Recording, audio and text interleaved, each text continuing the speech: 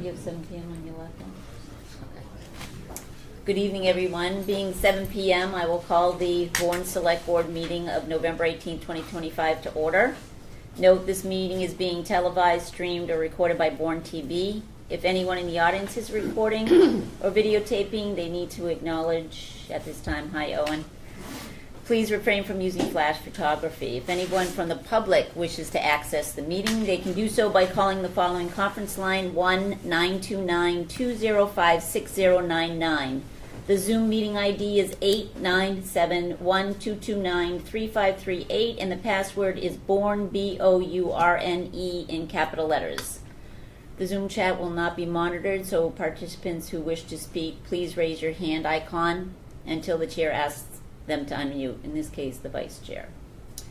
All meetings within the agenda are subject to deliberation and votes. So I'd like to take a moment of silence to recognize our troops and public safety personnel.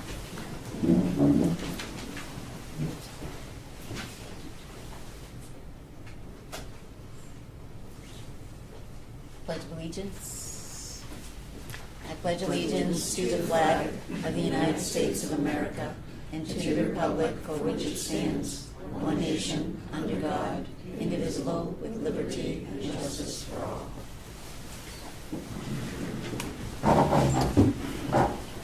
I do have a certificate I've been sitting on that it's from the Massachusetts Broadband Institute. It's a certificate of achievement presented to the town of Bourne for participating in the Massachusetts Broadband Institute's Municipal Digital Equity Planning Program. And the Massachusetts Broadband Institute and the Commonwealth of Massachusetts greatly appreciate the time and energy you expended to participate in this program. This stems from our Cable Internet Telecommunications Advisory Committee. One of our members was nominated for a Digital for All award, and myself and a few of the members attended, and we received the certificate from the Mass Broadband Institute. MJ, you had something? Yeah, I just wanted to mention the excellent seasons that the Bourne High School football team had, making it into the playoffs to the Elite Eight, and the girls volleyball team made it through the playoffs to the championship game, and unfortunately they lost in the state championship game, but great seasons by both teams, so congratulations. Is there anyone for public comment for non-agenda items? Yes, sir, come up to the podium, please. Non-agenda? Non-agenda, Great. Here. Thank you. I'm going to try to make this quick. Could you state your name, please? My name is Michael Frazier. Okay. I'm a part-time resident here now. I used to be a full-time resident here in Bourne. But I still have companies here in Bourne and a lot of property. I do a little radio. People hear me on the radio. They'll call my office and ask me for my advice, ask me what's going on in certain parts of Bourne and the goings-on of Bourne. So I try to listen to them, and a few people have asked me to come forward, especially on a few things. And I wanted to, hopefully this doesn't fall on deaf ears. You know, the town of Bourne, as we've gone on, we're building schools, fire departments, police stations. We have recreation for our kids. The problem here in the town of Bourne, and again, this is not a personal attack on anyone, it's just something that you people have to take into consideration, because we don't anymore. And same thing with the town of Plymouth, which I have a lot of interest in that town also. I take point, I went to the recreation department and I asked them, and this has been going on for quite some time, about Key Field. And I said, hey, you know, I'll go down there once in a while. And I'm a pretty busy guy. I have a resort in Mount Washington. I'm down here running my son's company. I shouldn't even be here. This is something that you people should be monitoring. You guys are the bosses. If you want to sit in the chairs, the buck stops with you guys and your town manager. So again, you got Key Field. I've gone down there a couple times, watched games. The bleachers, the concrete, the rusty wires, a a Jesus Christ tree that's near a telephone pole that could take someone's head off because of the thorns. It's a liability to the town. The field hasn't had clay on it for, I don't know, since I've lived here. There are potholes and a way of kids getting injured out there. And now that I've told you this, and I've told the recreation department, they said they need a feasibility study. Everything's a feasibility study. So I took it upon myself about 2 months ago to go around to a lot of the facilities in this town. This building in point, the siding's falling off. You have cracked skylights. The fire suppression is defective. Well, what's going on? Why aren't we maintaining buildings? And now we have a police station that we have to put in a $2.5 million roof. Now, I sit there because I do engineering, I do all this stuff, and I say, well, where was the clerk of the works? Where was the architect? Where was the engineer? Where was the town engineer? Where was the building inspector to just wander around? Now, even though it's not his responsibility, where are these people? Why aren't these people watching our sixes to make sure that the tax dollars in this town are being spent wisely? And the problem is, you guys wait, and I'm not saying you guys, I'm saying whoever's in charge waits until the last moment, until you know what hits the fan, and then we're back again in front of MJ when she was the town accountant saying we need more money for this. So all I'm trying to say is, you know, we have to stop building in town and start maintaining what we have. And I pay a lot of taxes in this town, a lot of taxes. And I don't come in here very often to complain. But now I'm starting to, I'm here in front of all these taxpayers saying, you know what? We got to start maintaining. We don't have anybody in here for catastrophic at all that goes around to all these buildings and assesses what needs to be done. Forget the feasibility studies. Let's get the work done. That's it. Okay, thank you.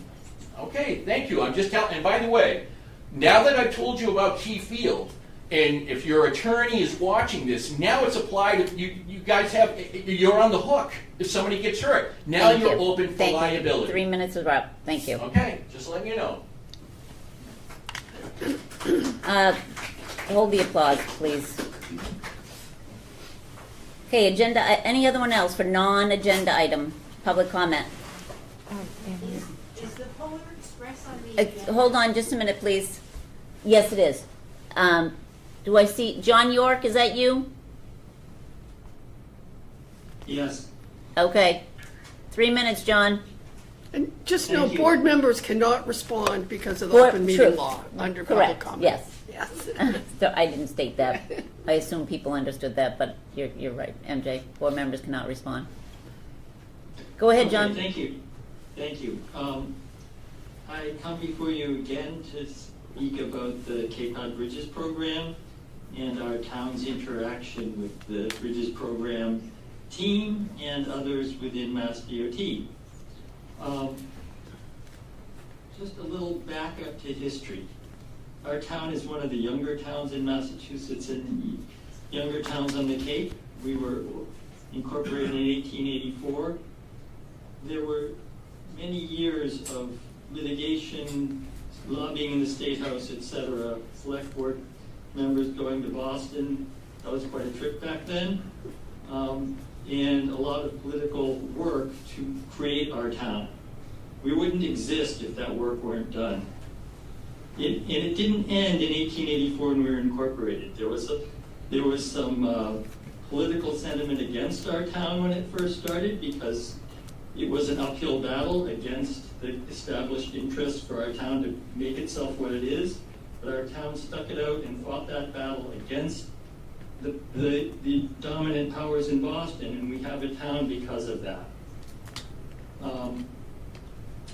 And once we had a town, we had to defend that. And we had a crack team around 1900 who set setting court cases in Boston over what it means to be a town. And that's why we have a town today. And in the middle of all that, there was a canal dug through the middle of our town. So a wealthy New York financier decides he wants to slice our town in half, and our town had to participate in that. And they didn't participate passively.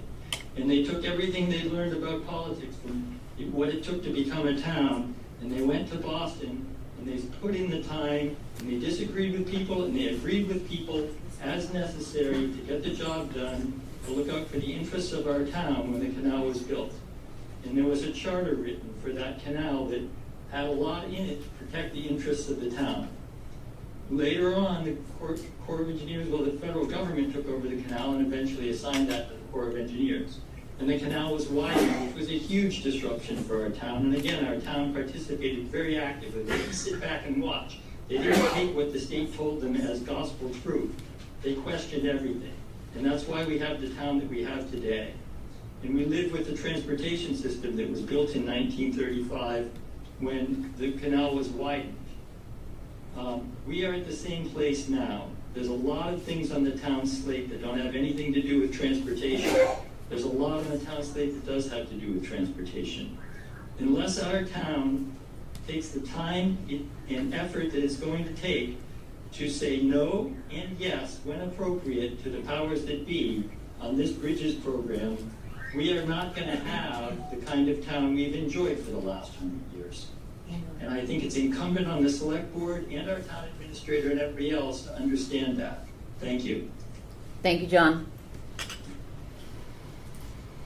Okay, anyone else for public comment? Non-agenda item. Seeing none. Agenda item number 4, the public hearing for the layout for Pocasset Woods petition 4.5 and 4.6 of the public road layout and acceptance policy. Thank you. Thank you. All right.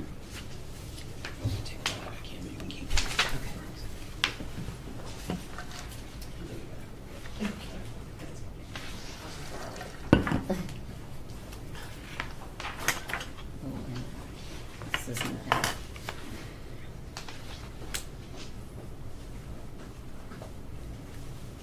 All right. Tim Lyden. Madam Chair, thank you. Tim Lyden of the Bourne Engineering Department. I'm here before you today because we accepted a petition, well, 2 petitions technically, for the Pocasset Woods subdivision for Spinnaker Lane and Daniel Webster Lane back in July 1st of this year. As the process goes, I had met with you previously in August to go over the submittals. All the submittals were satisfied with the checklist. We had a title search done, we had a layout provided, we had legal descriptions. I was able to meet, myself and the DPW director, Matt Sawicki, were able to meet with a third-party estimator to provide some technical expertise on work that would need to be done on the roadways. After that review, we generated a report that DPW and myself had further nitpicked a little bit to make sure it was tailored to the work that we thought was necessary. With that being said, with this acceptance pending, we thought it would be best to have a betterment that included new pavement, adjustment of the catch basins, maybe some small foundational work for the road. All in all, the association has done an incredible job of maintaining the life of this road. The road's about 35 years old. They have a crack sealing program. They have catch basin cleanings annually, semi-annually. I just want that to be an example to other subdivisions that might be listening in or maybe looking back on this project, because money that they invested, I think, saved them money on this betterment. So that's something I would like to stress. Beyond the meeting in August with the select board in our process, we referred that to the planning board. The planning board had no comments. They approved it unanimously. Coming back from that, I'd say here we are. We sent out notices twice. I apologize for that. And here we are tonight to vote on the hearing. Any questions for Mr. Lyden? I have a question. MJ? So on the maps that we have here, this is Spinnaker Lane only starting at Portside, only at 27 and 28? Correct. So starting at that line, that match line, where the benchmark is. Okay.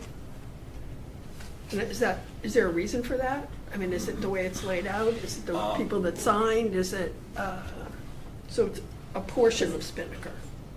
Which we have a town road leading up beyond that. So the other part of Spinnaker is town? Yes. Okay, thank you for the explanation. That makes sense then. Any other questions for Mr. Lyden? So, any questions from or comments from the public?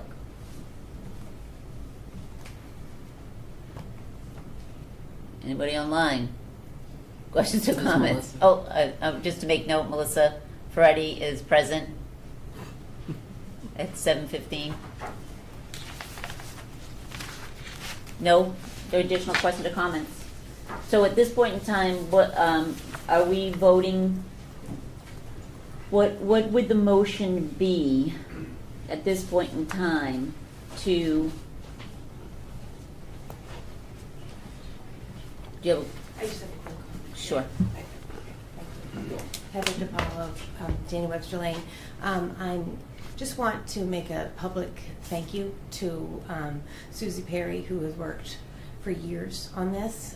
We were co-presidents at the time when this started, and she took this on even after her term expired, and I really think that the entire association owes her a great gratitude, so I just wanted to let that known to the public. Thank you. Yeah, if I may. Sure. But yeah, I have, this has been a great community effort to put this together, and this is a great example of what other roads communities should consider. Yeah, and we Follow certainly this process. appreciate the association being first out of the gate with the new policy, and there was a lot of work put into editing and fine-tuning the policy, especially on the part of Mr. Lyden coming to the policy subcommittees and really having a policy, a solid policy that's equitable and fair, and not only takes the best interests of the homeowners, but the interests of the town as well into consideration. And so, are we voting tonight To accept to the layout? accept the So- layout? I think there's a couple of things. One, yes, you could vote tonight to adopt the layout as shown on the Mets and Bounds plan. Okay. And then for the quanta of vote, and I think this is something that's important to talk about, for the quanta of vote, it's a simple majority of the board for any petition where 75% or more of the abutting property owners have agreed in writing to accept and pay the cost estimated to be apportioned to each abutter. So it's my understanding that both of these roads have at least 75% Correct. signed. So you can make that motion to accept the Mets and Bounds plan. It would be a simple majority vote to do so. And then the next step would be that we would prepare the warrant article for the Maytown meeting. Okay. So, Make a motion to accept the layout on the Meets and Bounds plan for the Pecasset Woods petition for acceptance. One second.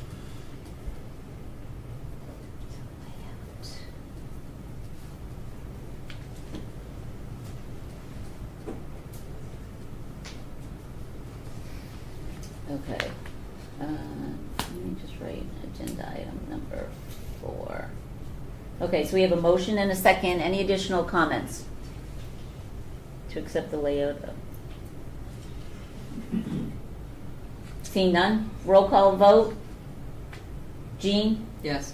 MJ, Yes? Peter, Yes. Melissa, Yes. and Anne Marie votes yes. So it's unanimous, 500.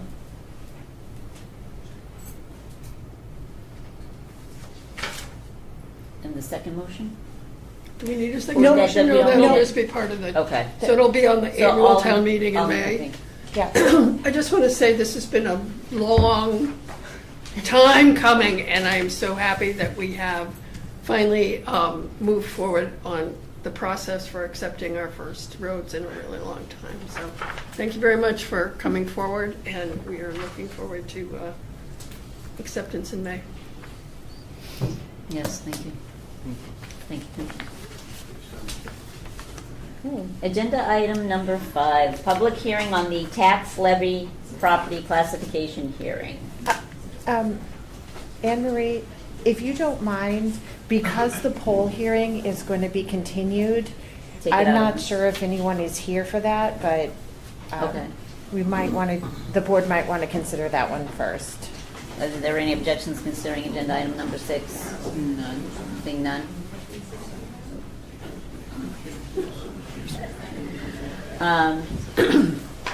Just prior to the meeting, there was a request to continue the petition for pole placement, agenda item number 6. Verizon job number 1A7SC7A, Lincoln Avenue, Buzzards Bay. So do I have to open the hearing and, So, yes, what I recommend you do is you open the hearing only for the purposes of immediately continuing it to a date, time, and location certain. okay. What is the date, time, and location certain? Can- Do you have it? I do. I have, wait a minute, where's the, December 16th, 2025, at the Bourne Police Station. Yes, and we'll say 7 p.m. It will be after the joint meeting, but we'll say that it's continued to 7 p.m. so you can take it up as soon as you get there. But it is at the police station. Correct. Okay. So we do And- have to do a formal motion to open the public hearing and for the sole purpose of continuing the petition for pole placement on December 16th, 2025 at the Bourne Police Station at 7 p.m. So moved. Thank you. Thank you. Okay, so I have a motion by MJ, excuse me, a second by Jean. This is number 6. Roll call vote, Jean, Yes. Mary Jane, Yes. Peter, Yes. Melissa, Yes. and I vote yes. So the motion passes to continue the petition for poll placement to December 16th, 2025 at the Bourne Police Station. Okay, so we'll jump back to the tax levy property classification hearing.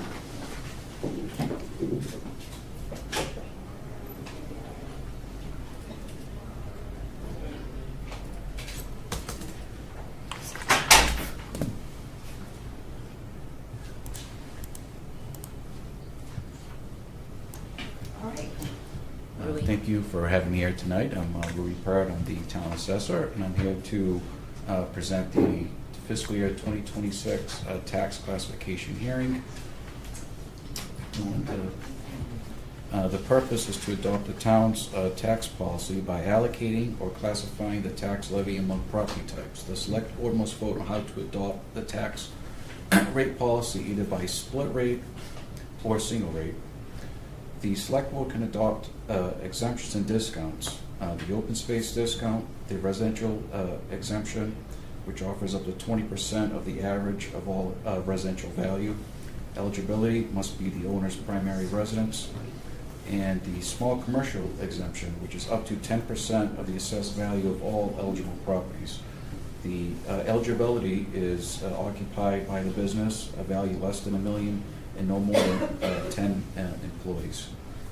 As I've stated in prior years, these type of exemptions require a lot of research and staff to put this together. And it usually takes about a year in advance to actually even start this process of adopting a residential or commercial exemption.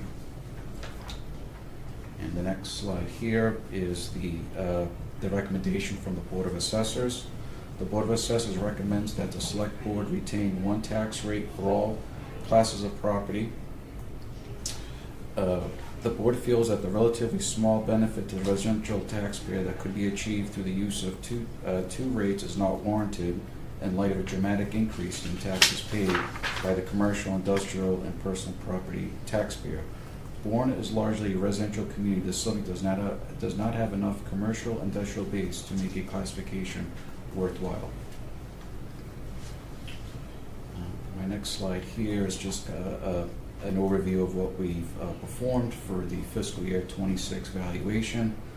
We reviewed 170 qualified single-family sales that were analyzed that occurred in calendar year 2024, which resulted in a median sale price of $668,750, which resulted in a median assessment of $626,600.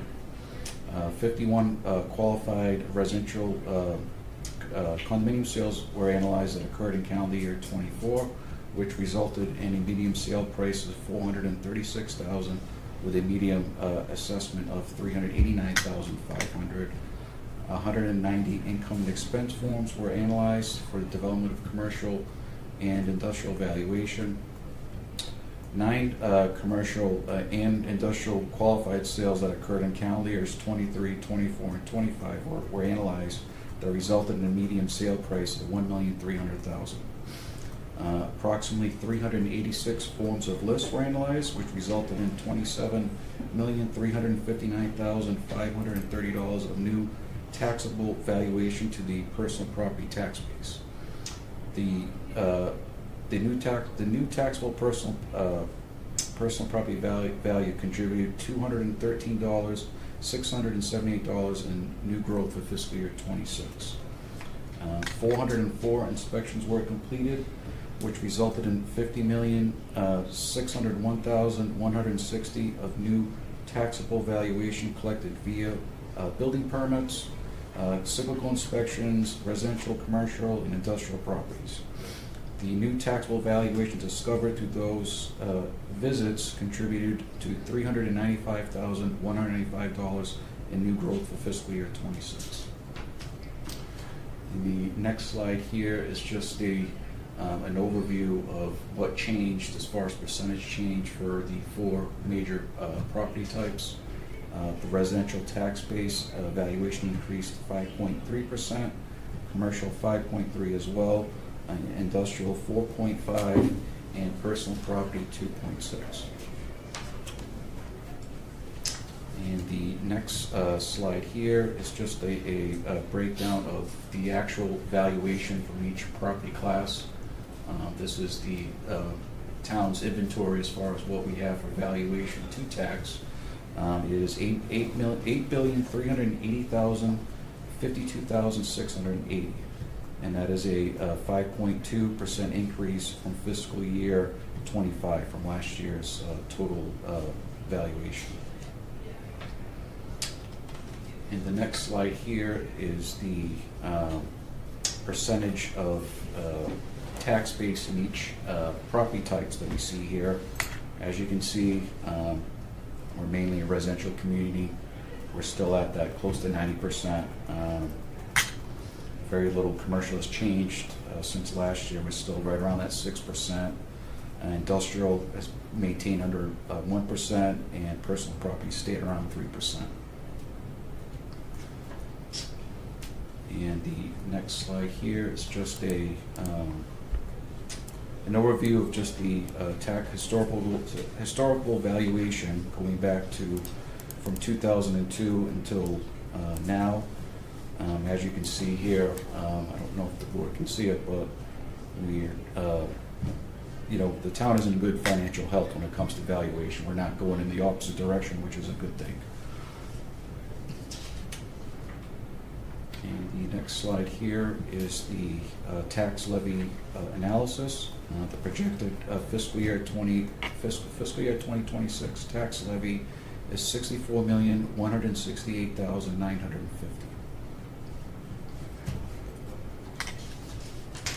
So once we get our town valuation, as far as the total valuation, we know what the tax levy, projected tax levy is going to be.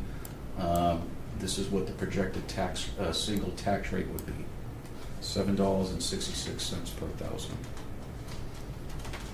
And the next slide here is just a historical tax rates going back to 2003. And the next slide here is the single tax rate and medium assessment analysis. The fiscal year 2025 medium assessment was $595,000. This year for fiscal year 26, it is $626,600. It's a 5.3.1% change in medium assessed value for a single family.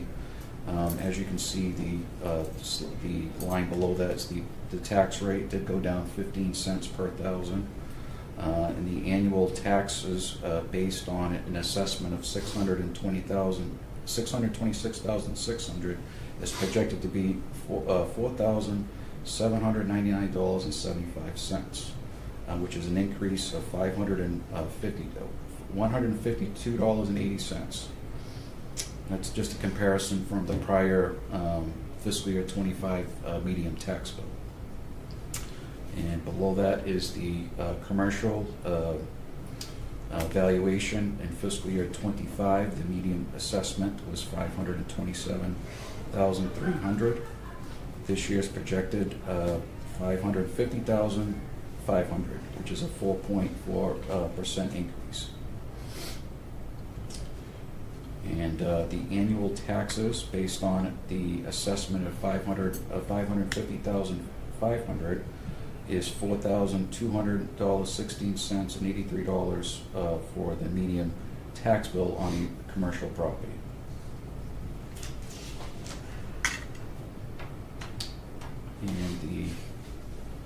And our next slide here is the split tax rate options for the tax bill analysis. All this slide here represents what the shift would be and how it would affect.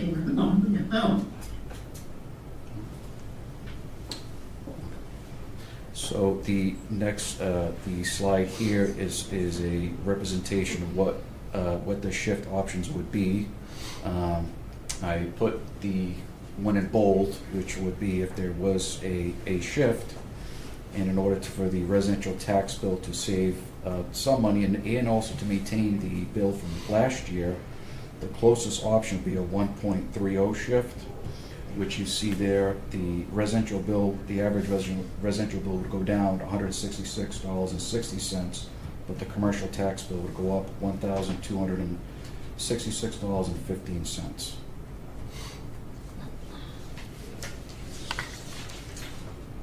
And the next slide here is just the recommended motion for the select board. Motion to adopt a single tax rate of a residential factor of 1 in determining of taxes to be borne by the 4 classes of real property and personal property for fiscal year 26, and not to adopt the open space discount, residential exemption, and small exemption for fiscal year 26. So someone will have to make a motion. If you have any questions, I am here to answer them. Any questions for Rui? I don't have a I can't question, tell I if just there's have a any- comment. Comment? Yeah, so it seems to continue to make sense for us to have a single tax rate. I think it's worth noting that the Seasonal Communities Act on the Cape has provided to those communities that become seasonal communities are designated some other options. There are other options for taxation that provide reduced taxes for the lower income people that are shifted to the lower property values and that are shifted to the higher property values. And it takes a lot of work to do any of those, and Bourne does not qualify automatically for the Seasonal Communities Act. We could, and we're not that seasonal, so I'm not sure that would make sense. But I do think it's something that we should continue to monitor in terms of some of the other things that are being talked about in terms of taxation and real estate property taxes and other things. The board should continue to maintain cognizance of what is available and out there. But I'm ready to make a motion if Any there's other no comments from the public? I don't think there's anybody online. I don't see a hand raised. No? Okay. Motion to adopt a single tax rate. Motion to adopt a single tax rate. B, selection a residential factor of 1 in determining the allocation of taxes to be borne by the 4 classes of real estate, real property and personal property for fiscal year 2026, and not to adopt an open space discount residential exemption and small commercial exemption for fiscal year 2026. Is there a second? Second. Jean? Any further discussion? Seeing none, roll call vote. Jean? Yes. MJ? Yes. Peter? Yes. Melissa? Yes. And I vote yes, so 500. Thank you, Rui. Thank you very much. Thank you.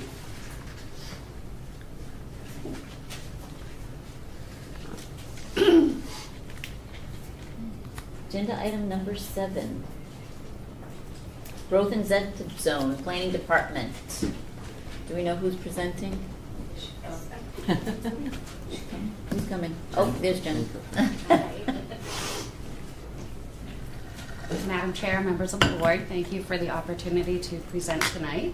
I'm here to talk about modifications to the growth incentive zone, and I did put a draft memo into your packet, which I believe you saw. So I kind of just want to go back a little bit in history and explain what the growth incentive zone is. In our downtown district, our downtown district is in Buzzards Bay, and part of the Cape Cod Commission regional regulatory process is projects that meet certain thresholds are required to go through a development of regional impact. So they're required to go through the Cape Cod Commission process. Properties located within the growth incentive zone, which was created back in 2012, are exempt from that. So they don't have to do that.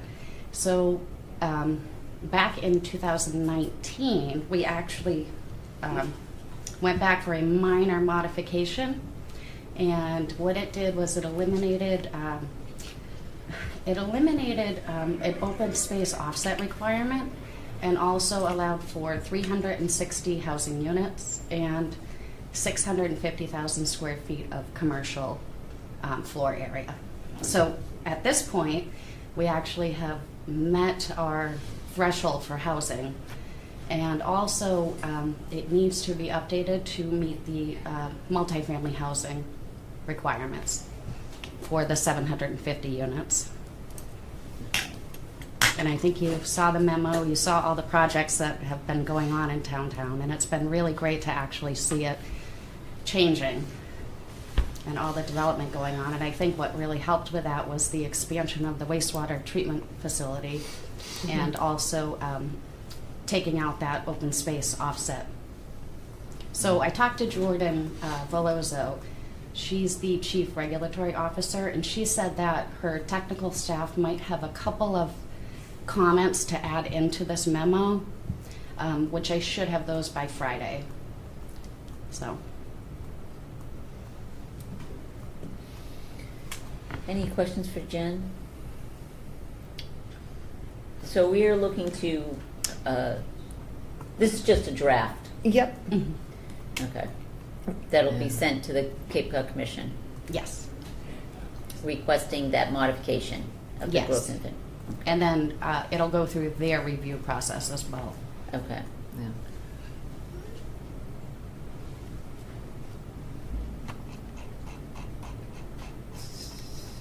So do we have to vote on anything No. right now, or it's just Yeah. a draft that we are looking to submit at a later point in time? So Jennifer has submitted the draft, so the technical review will happen. After the technical review by the Cape Cod Commission, after those comments have been incorporated, we'll bring this back. If they're very, very minor, we may put it on the consent agenda for you. We'll highlight those changes, and then you can then vote to execute it at that time. Okay. So tonight is an introduction. Okay.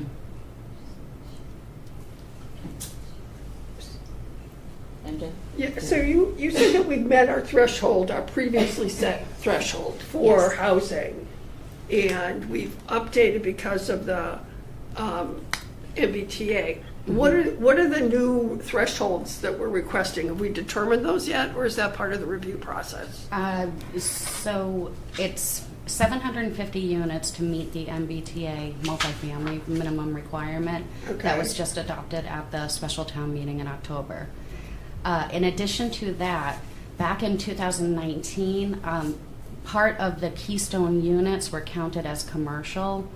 That was for the assisted living, and I think you have that on your spreadsheet. So Jordan indicated that they would want those 75 units counted as residential. So it would be a total of 825 units. That's impressive.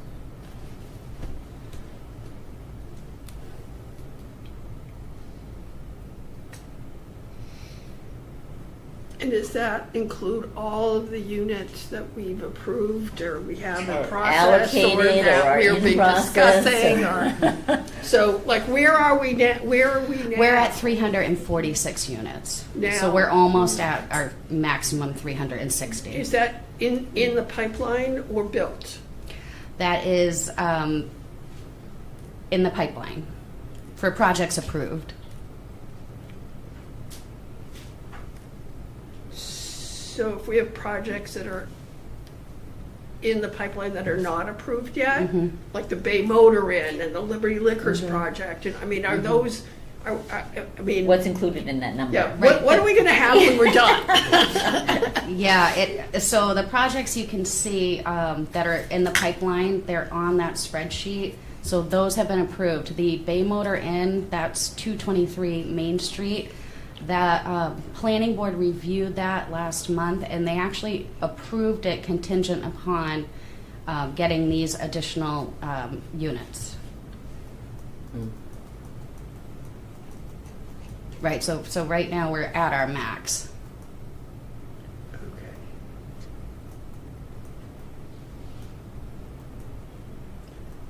So is the process is it okay if I ask him to follow up? Sure. Is the process now that we're going to be requesting an increase in housing to 825 units? Is that what we're Yes. requesting?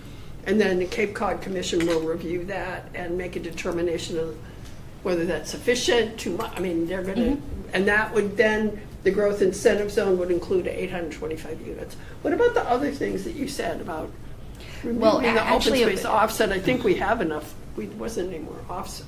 Open space just isn't part of it anymore, right? It isn't. That was removed in 2019, which actually really spurred the redevelopment and new development in downtown. I think that's really what was holding back a lot of the development from happening. It's difficult to do. We have flood zone issues, and so being able to do flood zone and open space is kind of difficult. And then on the commercial square footage, are we increasing that from? What is our new request for commercial square footage? We have 650,000 square feet, and we're only at about 230,000 square feet, so we're Okay. not requesting any additional Okay. commercial. Perfect. Yeah, it's been interesting. It's been a lot more housing that we've been building. It's good. All right, thank you. I welcome. appreciate this. This is good that we're Yeah. making this. Yes. And Yeah, commercial's 225. And does this then, after it gets approved by the Cape Cod Commission, go to town meeting for approval of the growth incentive zone, or is that only, because I thought we did that the last time, that it was a zoning change. I don't think it has to go to town meeting. I didn't Okay. think so. All right, thank Yeah. you. You're welcome. Okay. Any other questions, comments? All right. Seeing none. Quiet. Okay, thank you. Thank you. Thank you very much. Anne Marie? Peter, Oh, there he is. I don't see your hand. Yes. Sorry, go ahead. Oh, it's okay. Now, my question to Jen is have they worked with the Buzzards Bay Water District to assure that we have enough water, to service these new units?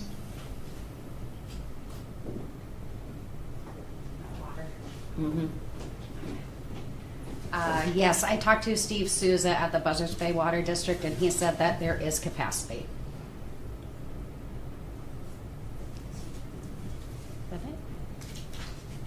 right, thank you. I just want to make sure that we're not up against it, because I love this development. I just want to make sure that we don't end up over approving things and then we don't have anything in place to make these things go forward. So I just want to make sure that we have everybody on the same page as we're working for this.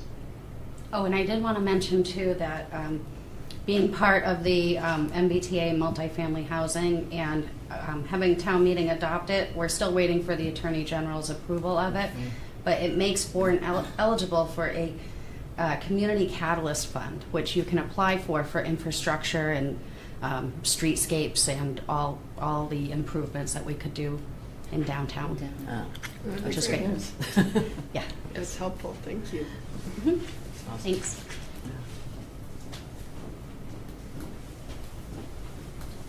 Okay, moving on.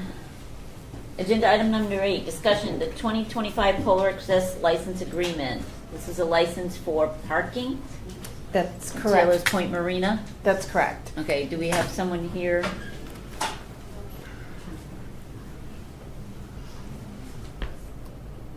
To speak to the licensing agreement from, no?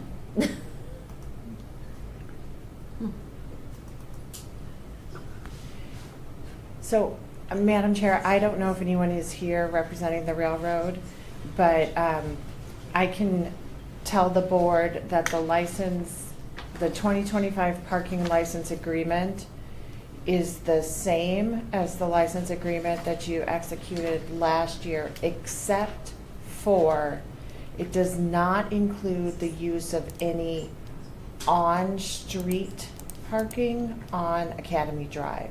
Okay. That was not part of their request this year, so that is not included.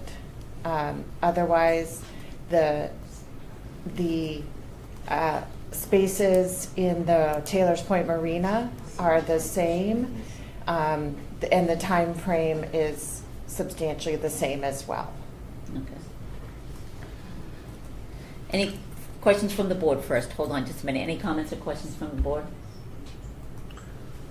With Yes. respects to it? Peter?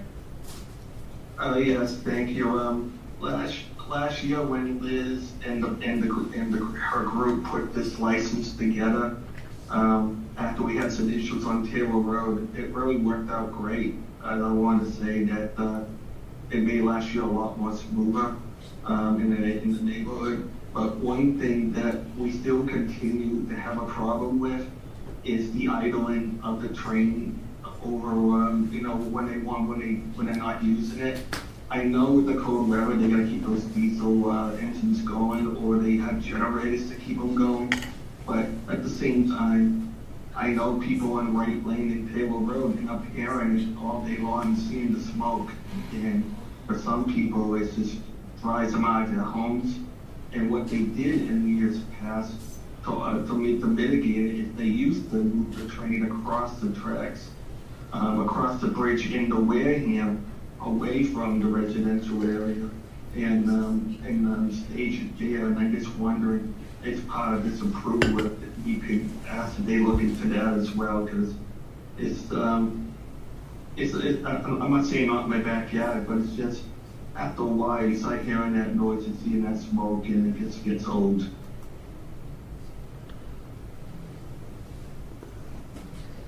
So, I'm not sure that we have the authority to condition this license agreement for specific to just parking at the Taylor's Point Marina. I don't think we have the authority to condition the contract that the railroad has with property that we do not own. We don't own the tracks, it's federal property, Mass DOT, we don't, Army Corps of Engineers. I'm not sure, I understand it and I'm sure I get it. I don't know that we could condition this license agreement with those conditions because it's not relative to parking. And they did indicate in the license agreement that there would be no idling with any respects to any vehicles that are parked in that parking lot marina. And if I know the locomotive comes under a different constraint. I know that there are federal regulations for operating a train like that, and that's what we're talking about here. But it's not so much a condition, but it's just to ask them nicely. I mean, they can say no and and tell us to go pound sand, but at least we're looking and we're listening to the residents and their concerns. That's the only point. No, I hear what you're saying, but for this agenda item, we can't condition something relative to the train for a parking request. I don't know. Correct me if I'm wrong. I don't know. If we Well, can. we can put that condition in. Maybe we send a separate letter just saying we've heard about this complaint and maybe what can we do to mitigate it.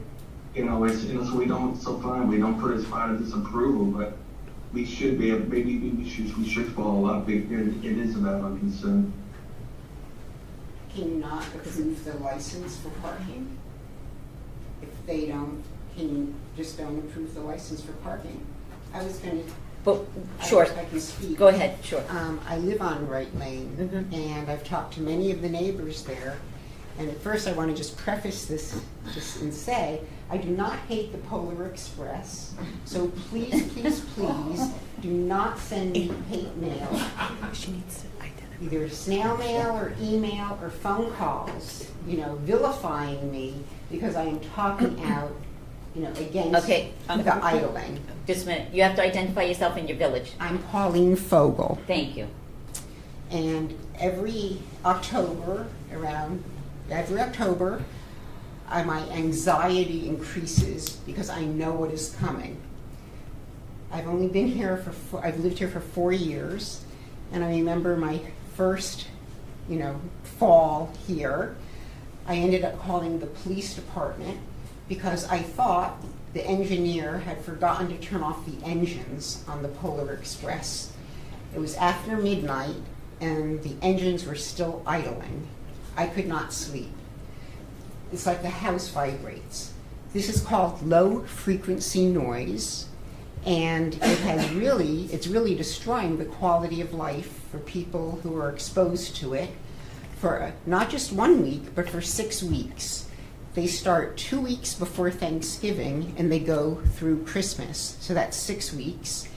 And this past Friday, they started, I think they're using generators now. It used to be they would run their diesel engines.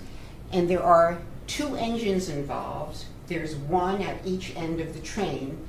So we get the stereophonic effect of listening to diesel engines running and the fumes.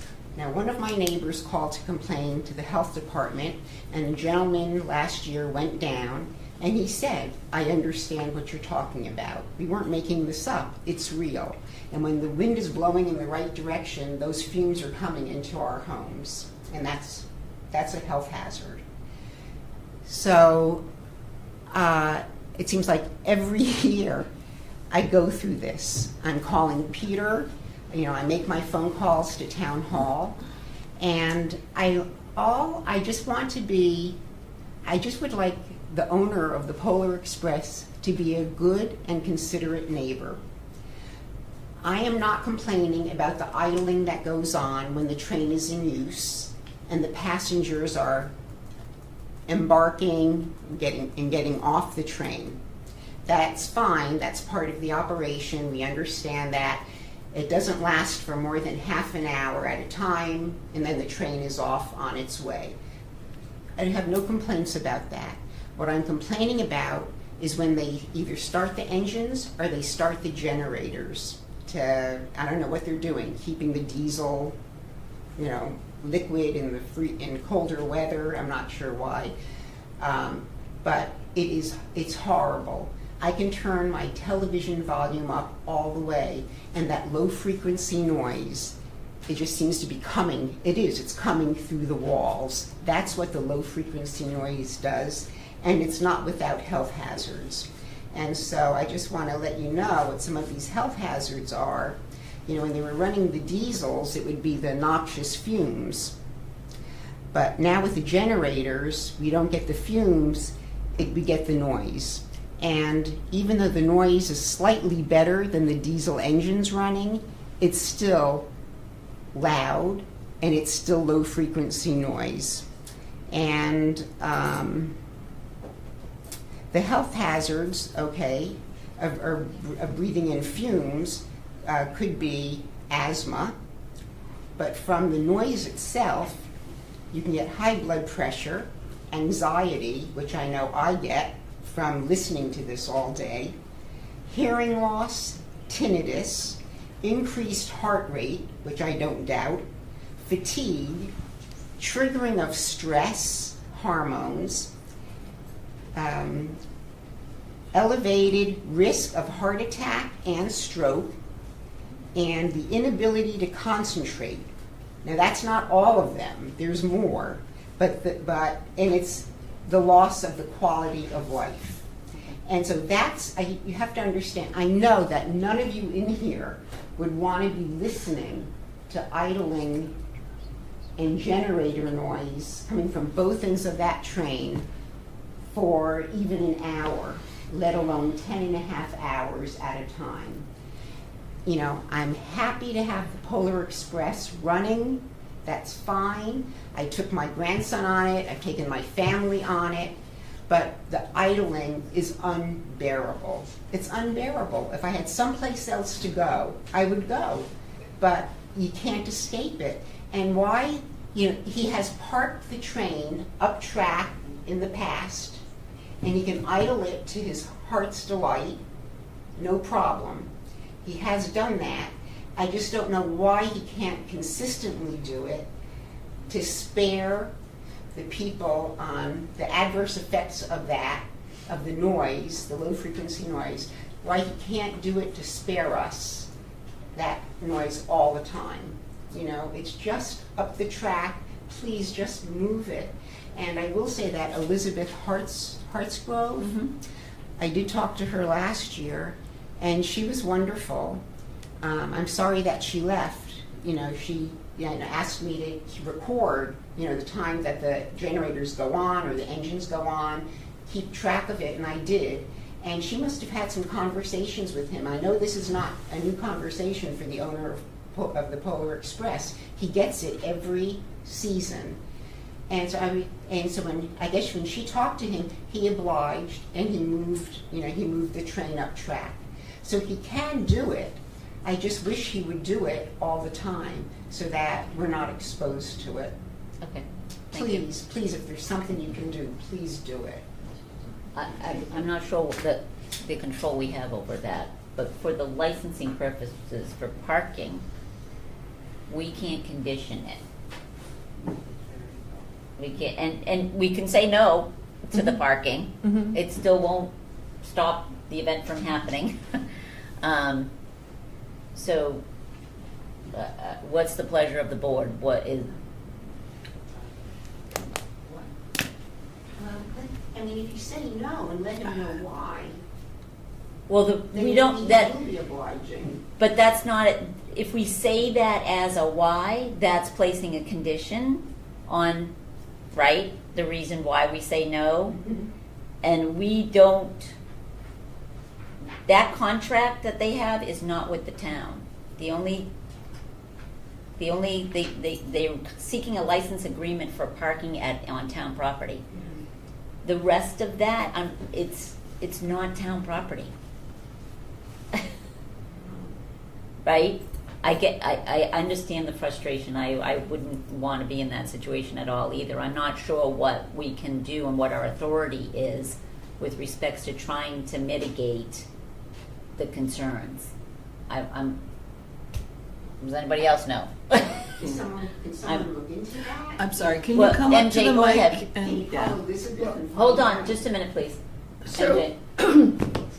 I'm not exactly sure when it was, but recently we had a request from the railroad to write a letter of support for them changing from the diesel to the generators.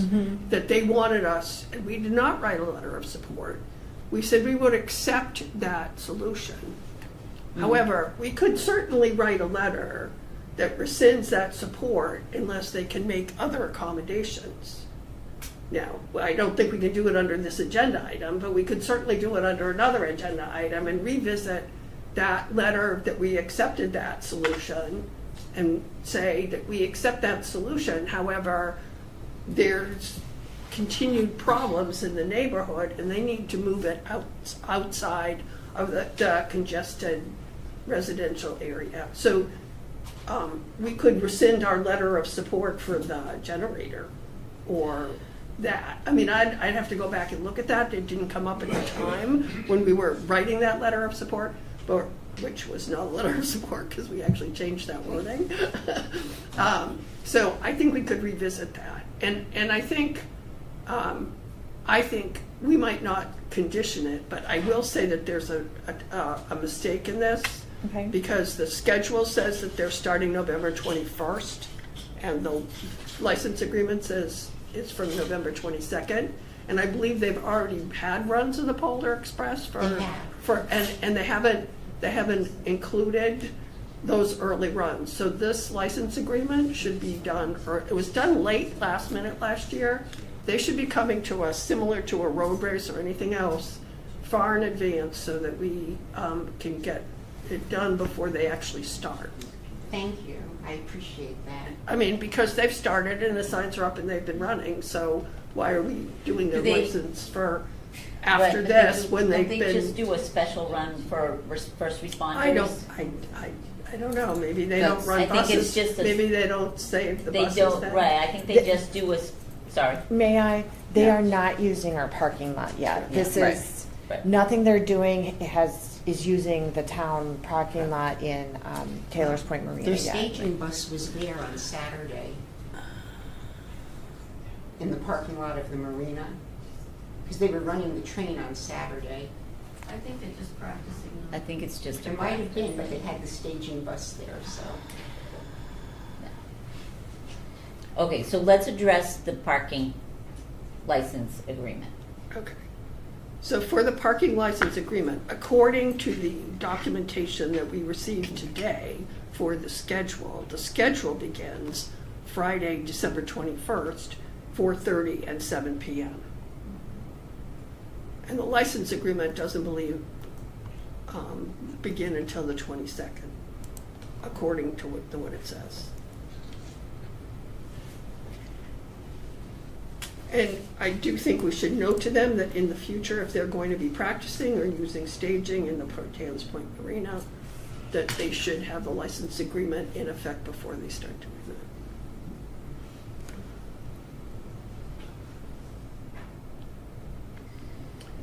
that. And 9 a.m., so let's look at this. 9 a.m. to 9 p.m.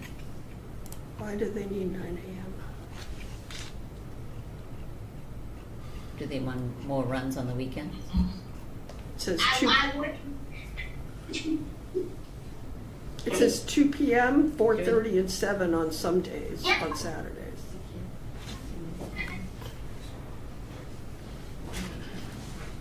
Are they getting ready? Do they need to be there? Let's have a look at prep. I think they're just, and I think in the past, they wanted the flexibility to add additional runs if they could. I think that happened.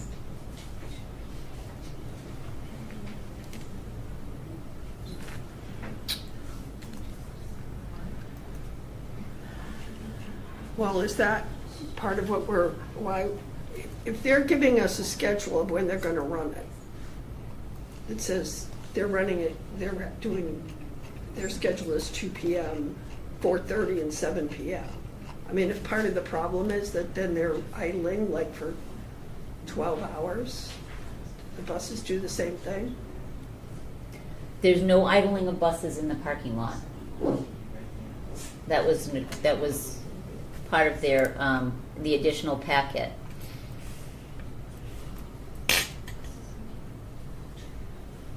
Our bus will pull into the parking lot in between runs to pick up our cast members. The bus will not block entry to the lot and will only use a small fraction of the lot in the area closer track. The bus will be there for approximately 10 to 15 minutes, once or twice during days that we are running the Polar Express.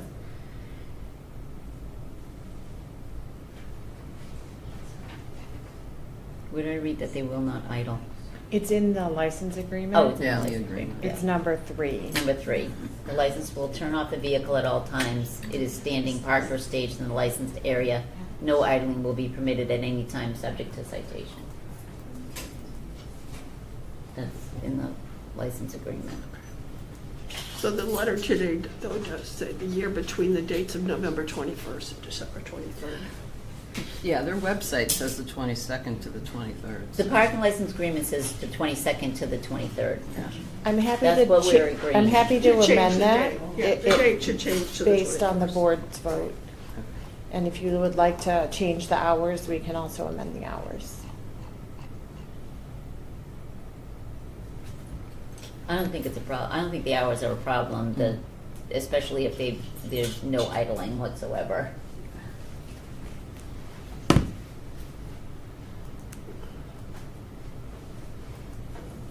For the parking. Yeah, I agree.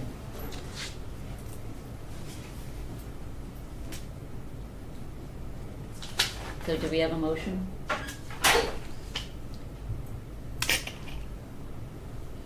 For the 2025 parking license agreement at Taylor's Point Marina between November 22nd and December 23rd during the hours of 9 a.m. to 9 p.m., subject to license strict compliance with the following as presented. So moved.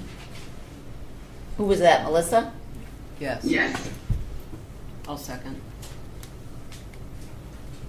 Any additional comments? Did we About the change the date to parking. the 21st? Do we see the need to change it to the 21st?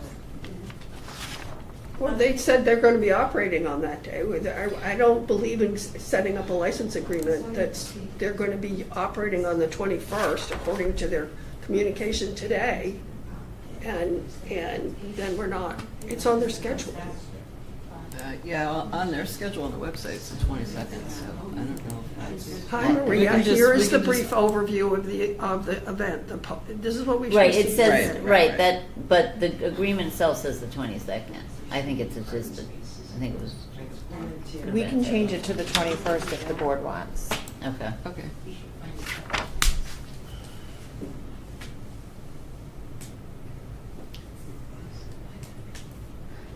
Any additional comments?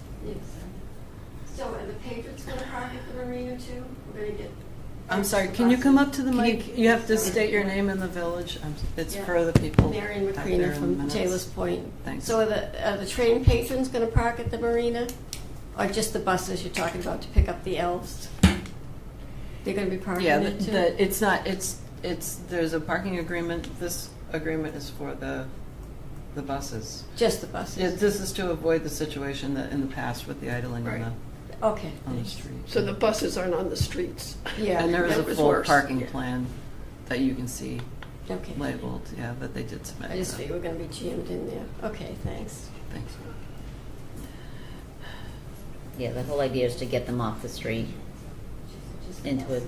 Could we request that? Can we vote first, or? No.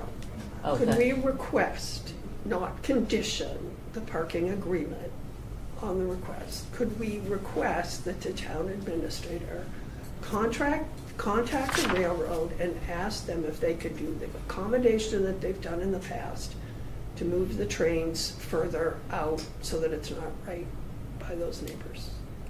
Could we ask that? But not part of this motion. It's not part of the motion. All right, can I vote on the motion and then Okay. for the license agreement with the date change of November 21st through December 23rd? We could make it, no, it's fine. There's a motion and a second. There's a motion and a second. Okay. Roll call vote. Jean? Yes. MJ? Abstain. Peter? No. Melissa? Yes. And I vote yes. So 3-1-0. So the license, parking, just the 3-1-1. parking, like, 3-1-1. 3-1-1. License agreement, okay.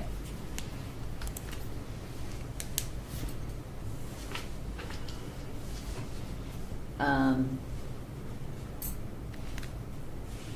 then can we discuss anything else as a part of a future agenda item?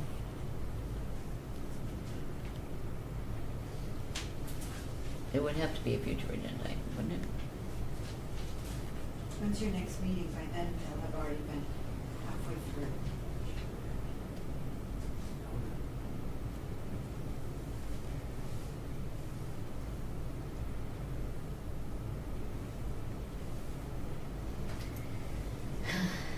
Well, the specific agenda items, the Polar Express license agreement, can we?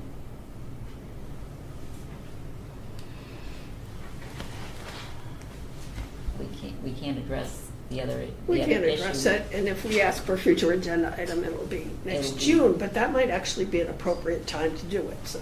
It'll come before us again.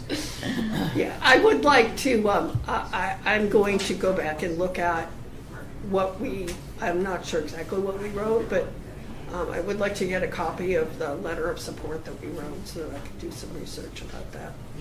Yeah.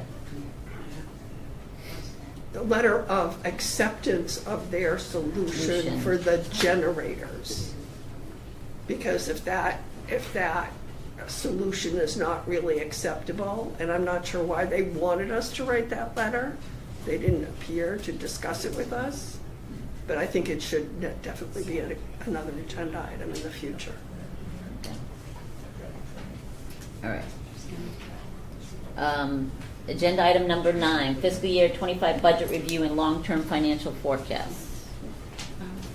Can I just say, can you have the Board of Public Health write a letter to? You could request You that. could request that I from the can Board of request Health. that they do that? Yep. Okay. Sure. All right. Yeah, please, take any action you need to do to advocate for yourself, I encourage you.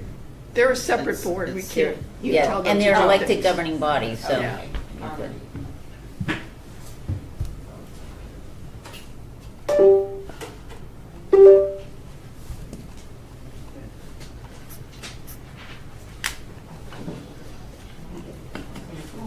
Okay, I lost my whole thing.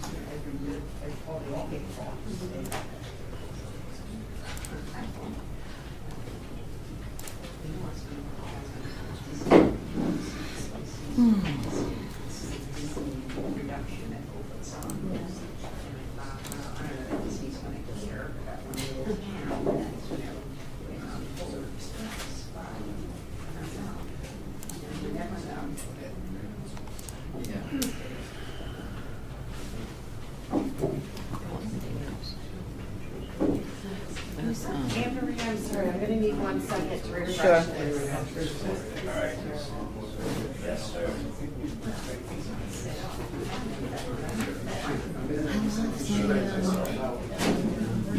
Where'd it go? What are you looking for? My agenda.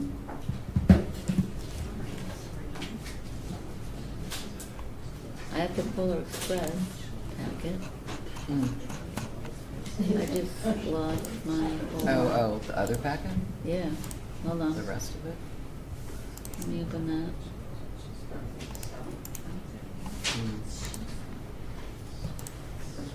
Okay, I got it back. That's good. That was weird. Yeah, it's Brian downloaded it.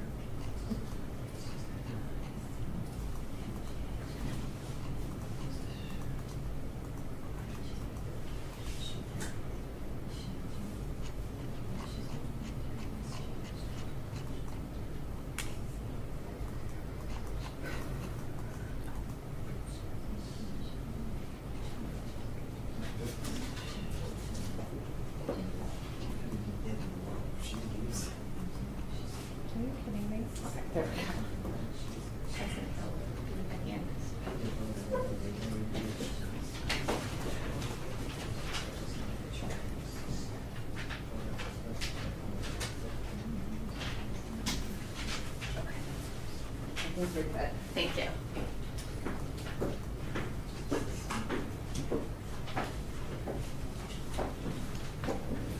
Okay, good evening, Madam Chair, members of the board. For the record, my name is Erica Fleming, Finance Director for the Town of Bourne, and I thank you for the opportunity to present the 2025 financial review. Tonight, I will try to provide a concise and clear overview of where we ended the fiscal year, how our revenues and expenditures performed, and major factors that are influencing our financial positions. These are the results of a budget that was prepared 2 years ago in November of 2023, voted by town meeting in May of 2024, and effective for the fiscal year beginning July 1st, 2024, and ending June 30th of 2025. With that said, I will do my best to keep my years straight tonight. I'm here representing fiscal 25, we're in fiscal 26, and we're talking about fiscal 27. The agenda tonight will be as follows. We'll talk about the general fund financial results, financial policy compliance, and enterprise funds.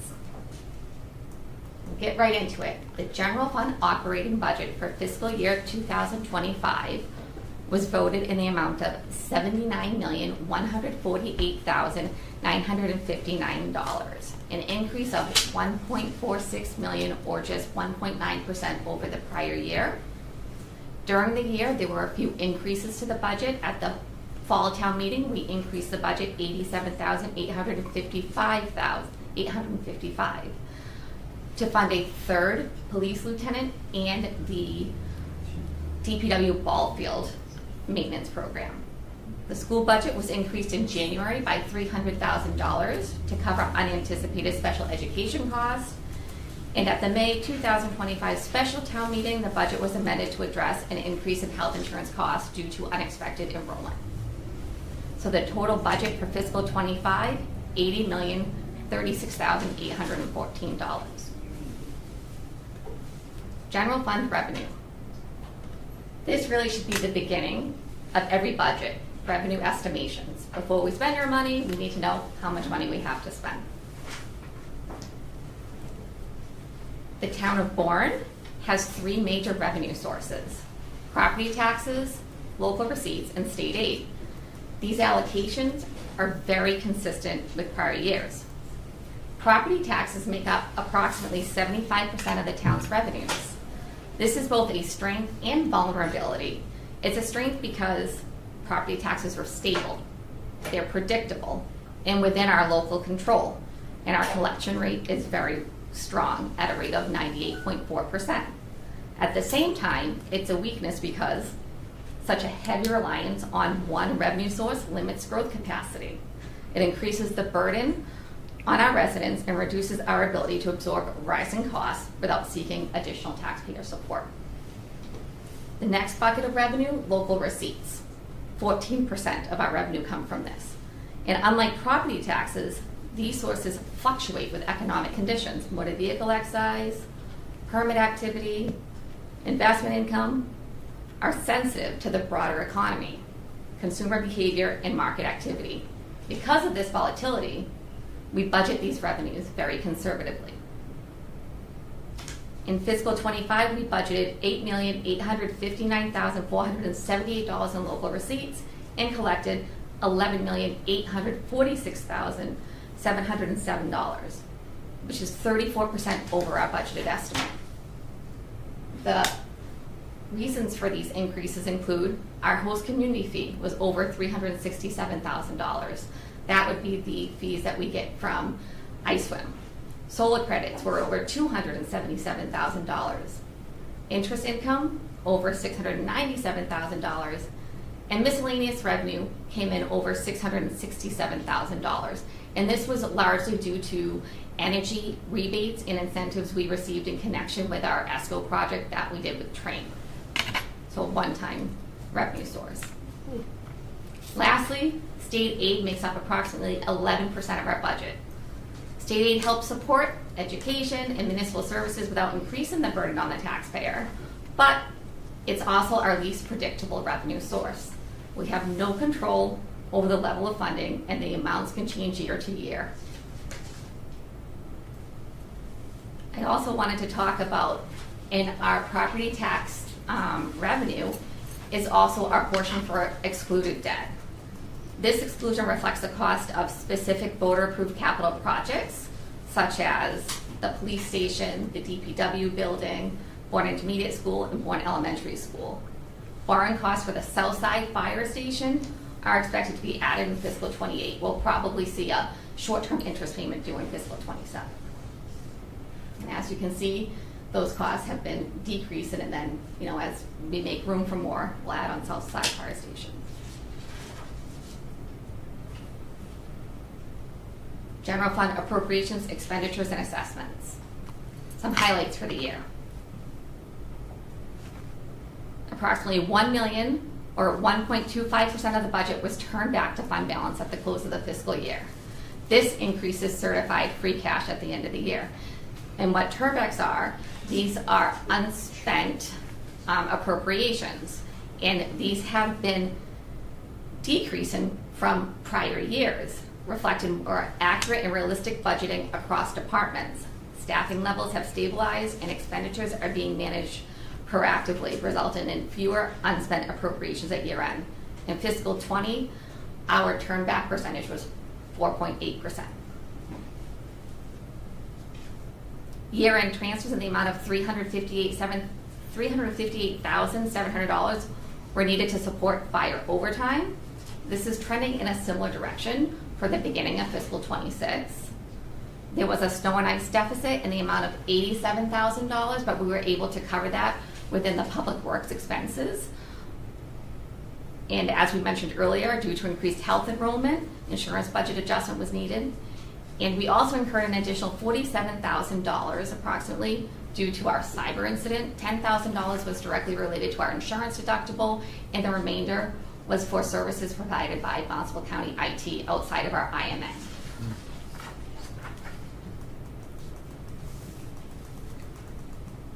And this is just a summary of the turnbacks by function. As you can see, the largest, it's really a mixed bag because 1% is not really a whole lot of our budget, but in general government, $247,000, mostly due to some staffing openings in finance, facilities, contracted services, and a little bit to legal. Public safety, $380,000. Again, this would be $150,000 from DNR, mostly salaries, police salaries, and some of the fire expenses.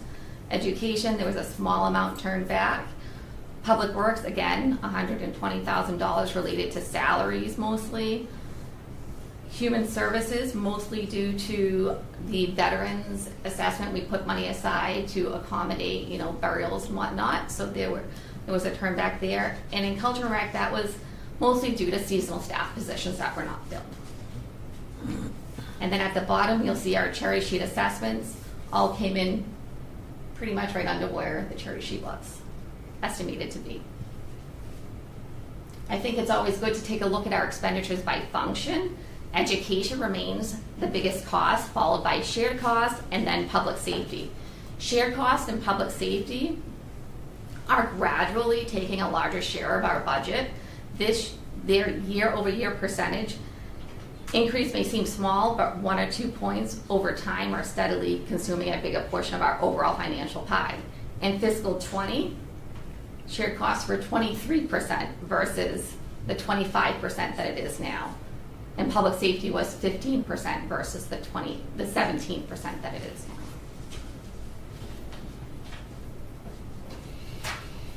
Wanted to take a minute to talk about financial policy compliance. As you know, in June of 2024, we adopted new financial policies.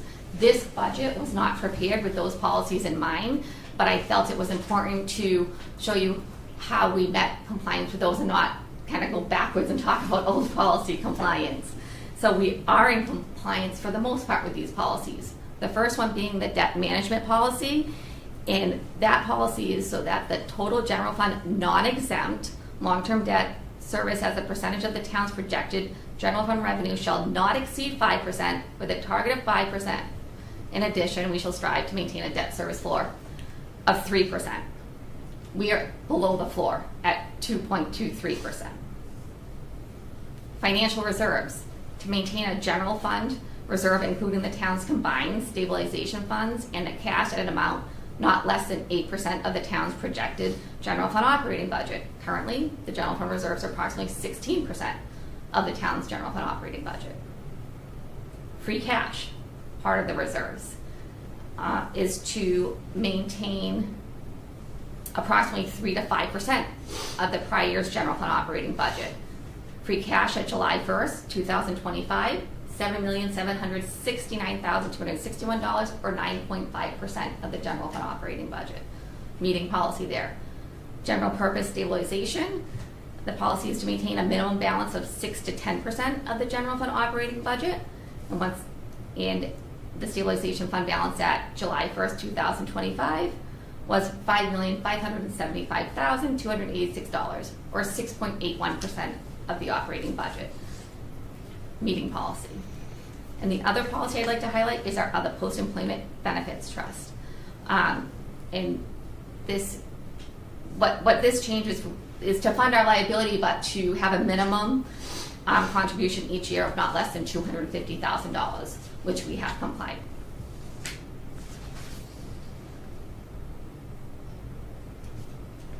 As I mentioned earlier, as of 7/1/25, which is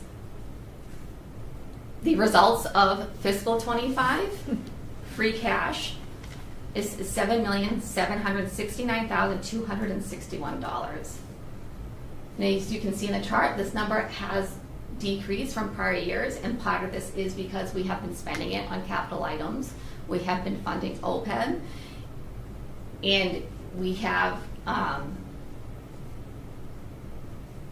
we're funding capital. That's really what we're doing.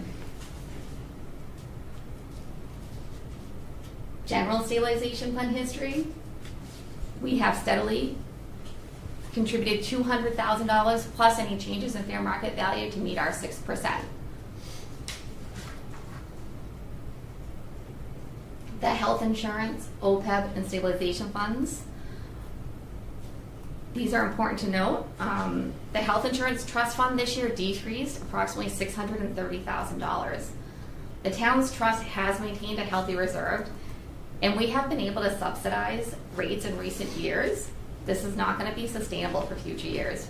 Frankly, we've been really lucky. And self-insurance is all about risk and claims projections, and we've had some really good years. The OPEB, as expected, the fiscal 25 valuation came in just this week, actually late Friday afternoon, and with healthcare cost trends, this liability has increased to approximately $80 million.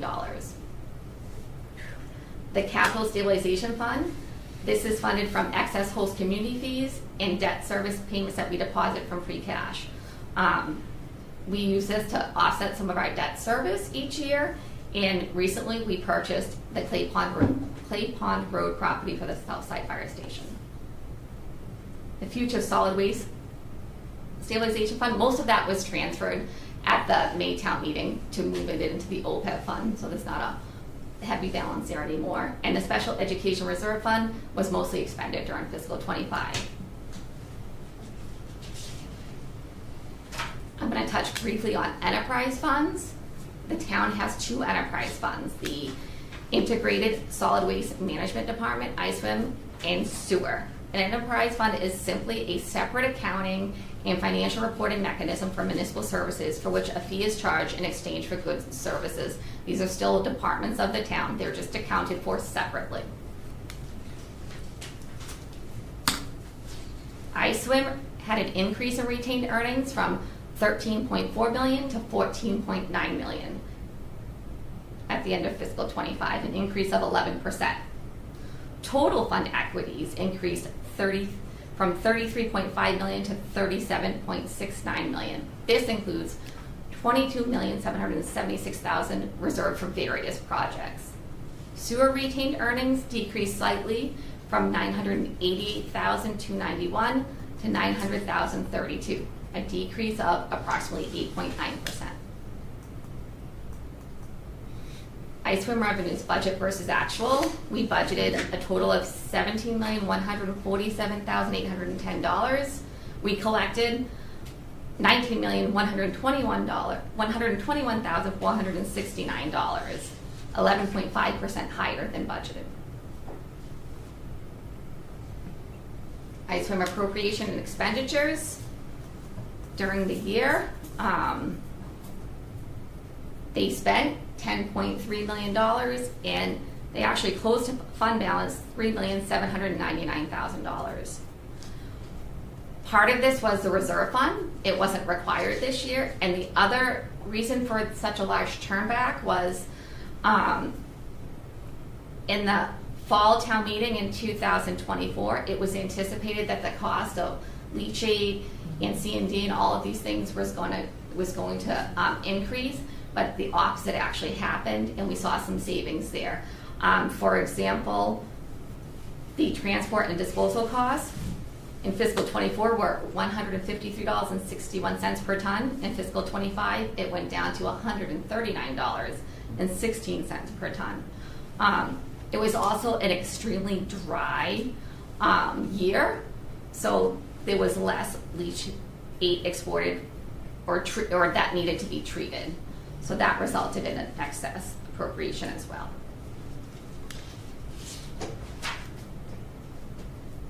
The Sewer Enterprise Fund, we budgeted $1,763,202 and collected $1,810,533, approximately 2.68% higher.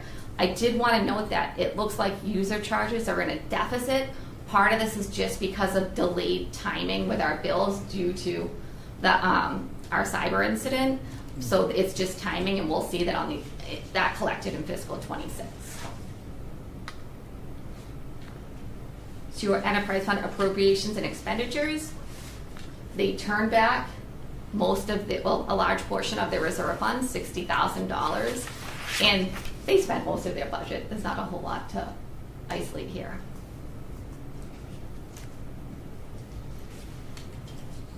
So that brings us to the end of my financial review. I do want to take a minute to note that through careful financial management, the town remains in a solid financial position and is capable of maintaining its current level of services responsibly. The town is compliant with financial policies, Department of Revenue certifications, our current and our financial statement audit has resulted in unmodified opinions. S&P Global Ratings affirmed the town's AA+ rating in January. We continue to conservatively budget revenues to reflect sound financial planning, and appropriations are effectively managed. FY26 remains on track financially, and planning efforts are underway to incorporate future debt service and address emerging budgetary pressures, including rising healthcare costs in fiscal 27. The finance team remains focused on strengthening the town's financial position and sustaining our strong bond profile for future years. A team approach results in smart and thoughtful decisions. So one thing that I did want to mention also is instead of showing you a lot of the detail, there's an appendix that follows this presentation. So this will be available online tomorrow, and you'll be able to see some of the detailed results of fiscal 25.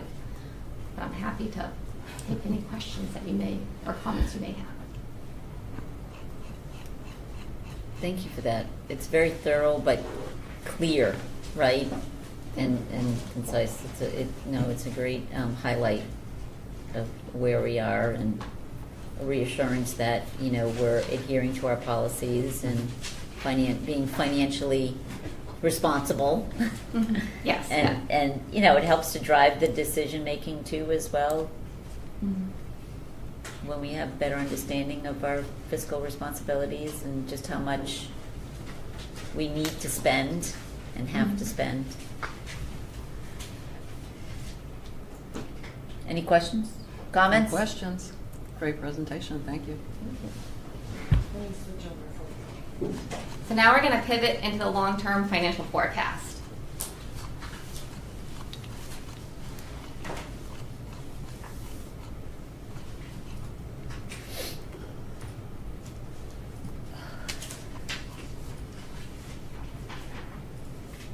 Did I speak prematurely? No. I can tell you what a long-term financial process is. Well, maybe. Can you just... Better be We're good. good. Okay, you're good. Now remember, we're looking at this going into the future years. Right. And the financial review is is a snapshot of where we stood as of June 30th, 2025. Every budget process should begin with a joint meeting, which we'll do later between the Select Board, Finance Committee, and School Committee to review revenue projections and reach consensus on overall expenditure levels and the use of reserves and allocation of resources generally, so that everyone is on the same page.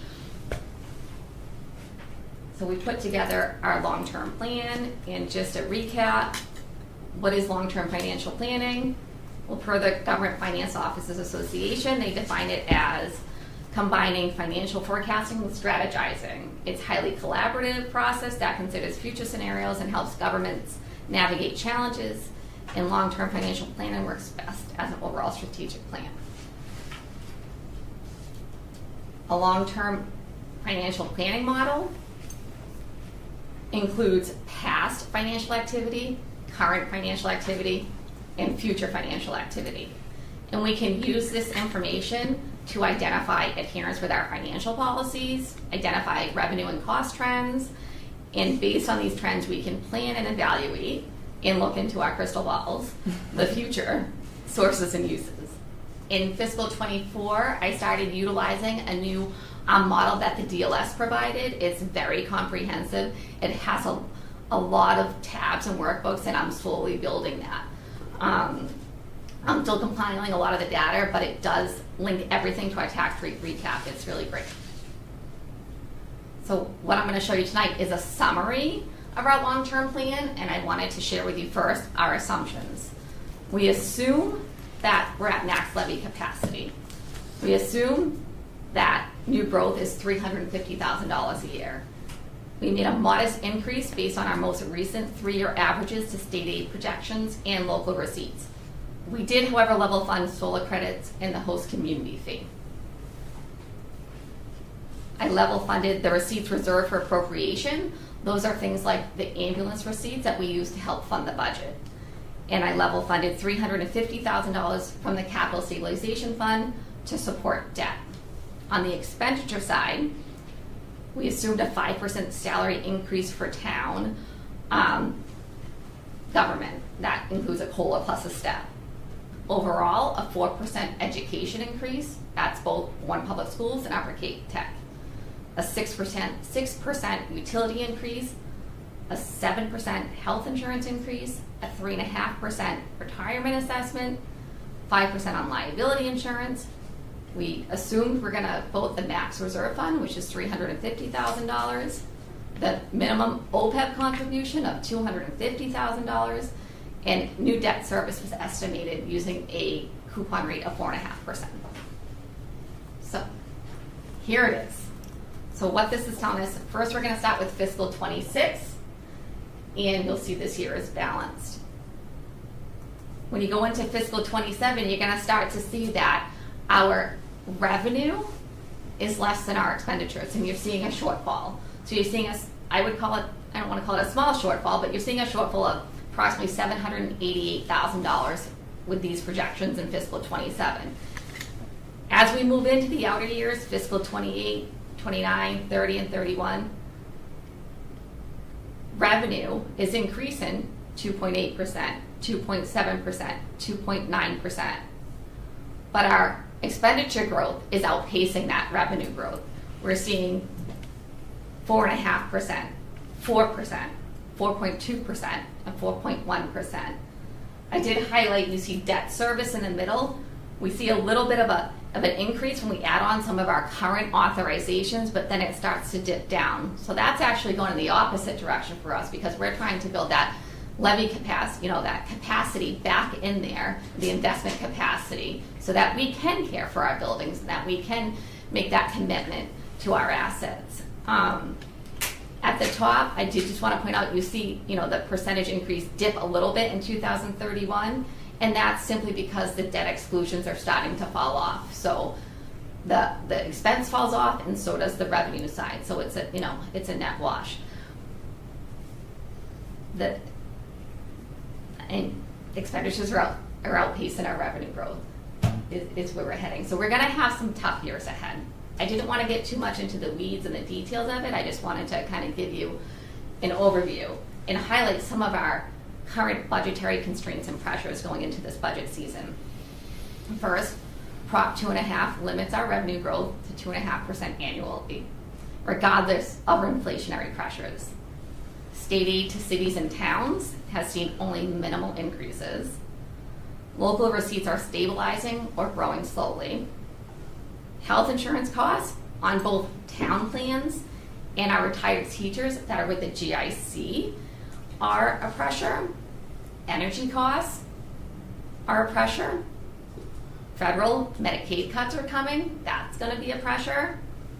Special education costs are increasing. The unknown with collective bargaining agreements. And cumulative, since 2021, we've seen more than 14% inflation. And that doesn't even include food or energy costs. They carve that out of that. We are not alone. Fiscal pressures are across the nation. MMA put out a really good article earlier this fall about historic fiscal pressures and state aid and inflationary pressures, and it's really affecting different segments of the state, whether you're rural or suburban or urban. It's having a different effect. But we all are experiencing is expenditures outpacing our revenue.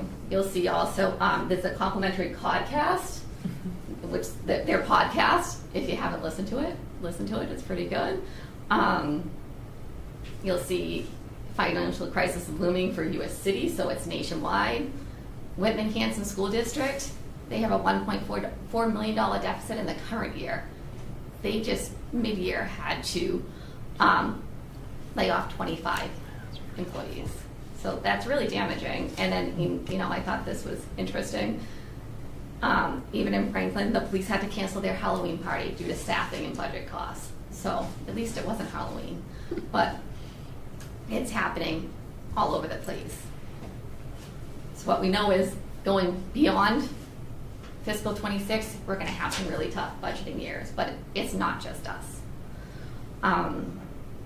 Major takeaways is ensuring fiscal stability over the long term is going to require some careful planning. Again, expenditures are outpacing the revenues. Building fair and responsible budgets will be a challenge. Health insurance costs continue to rise at an unsustainable rate. Thanks to forward-looking planning and reserve funds, the town of Bourne has been able to limit the impact on past budgets, but this is going to come to an end. We're not going to be able to supplement or subsidize these rates forever. The debt targets still need to be built back into the budget, and capital projects are going to need to be prioritized. And we also need to stay on top of, cognizant of the pressures on taxpayers as well. So while the future might look a little grim, we are in a sound financial position so that we can plan for this as it comes along, and that we can do our best to mitigate these financial pressures. I welcome any comments. I take what I said back. No, I think, we all understand. We know it's been looming, right? No one dares to say it out loud just yet, and they don't want to see it. But in reality, we need to be well informed, and the public needs to be well informed, and we have a lot to think about in the next budget planning season, not just for 1 year at a time, but looking ahead and ensuring that we can sustain what we need to sustain in town. Yeah. Any questions or comments? Yes. Thank you. I think it's great to start using that DLS model. It's good. Does that model allow, as you build it, allow to incorporate projections on turnbacks and projections on what's going to happen to your reserve funds, so that, because what you really want to see is in this, and we don't use free cash for our budget anymore, which we really had to put that in our long-term plan, because then you really see. But that's really helpful to see how that is all going to play in. I think it's interesting, I noticed you said in the, just the analysis of 2025, how the shared cost percentage of the budget was going up. And this is something that MMA's been looking at, not just for health insurance, because that used to be our shared costs, but health insurance and utilities combined as shared costs. That is where, that's a big piece of where the pressure is. And that's, going to be a portent for the future. I did want to mention, I'm on the Labor and Personnel Committee for MMA, and we had a presentation at our last meeting from the joint JLMC on what's happening in labor, especially in public service. And one of the things he said that a year and a half ago, there were 24 cases in mediation in the JLMC. Now there's 59. And that is a pressure, we're seeing that huge pressure of wages and salary and what towns can afford and municipalities. So it's definitely a pressure that's out there, not just here, but across the state. And we're in a 10-year thing. So 2005, we had to talk about an override. 2015, we had to talk about an override. 2025. And it's tough to look at the future because there's things that mitigate like that, when you get into reality. But it's important to think about it and just say, the money that we spend now, is it sustainable? And that's the biggest question to be careful about. Thank you very much. Appreciate this. Thank you. You're welcome. Thank you, Erica. Any other comments? I don't see any hands up. Maybe, Finance Finance Papa? Committee. Sure. Motion, would you like a motion to adjourn? Second. Moved by Tom, second by Bill. We will come out. Amanda? Yes. Thank you. Marla? Yes. Tom? Yes. Bill? Yes. And I'll vote yes. Thank you. Thank you. Thank you. Good luck with the rest of your meeting. Thank you. All right, moving on. Agenda item number 10, discussion. Marijuana host community agreements. A, authorize the select board chair to execute the municipal certificate for Chief Cannabis LLC. So basically, this is to notify the commission that they are In compliance. in compliance with local municipal bylaws, etc. Yes. Okay. Any questions or comments? I Or do have a motion? question. Sure. Have they completed going through their process with the Cannabis Control Commission? So the Cannabis Control Commission has said they've been through the process and just, this is our saying, okay, go ahead. Yes. This is one of their last, this Steps. is one of the last steps of the CCC process. Okay. So So, we need a motion to motion. authorize the select board chair to execute the municipal certificate for Chief Cannabis LLC. is there a second? Second. Thank you. Any additional comments, concerns? Seeing none, roll call vote. Jean? Yes. MJ? Yes. Peter? Yes. Melissa? Yes. And I vote yes, 5-0-0. Motion passes. 10B, update from Cape Way Cannabis. Kevin, hi. Kevin, Cape Way Cannabis. We're here to let you know we're all up to date with our planning board and Board of Health, and we are also waiting on the compliance from the town to let the CCC know that we're ready to move forward. Okay.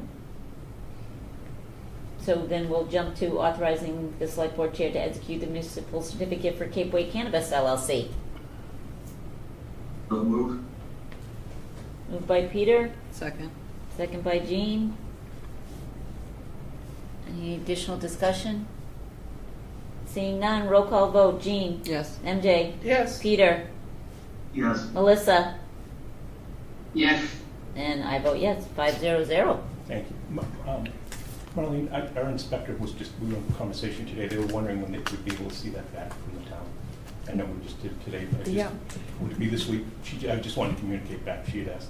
Most likely. Okay. Yeah. All right. That's all I just wanted to communicate. Thank you very much. Have a Thank great you. evening. Thank you. Thank you.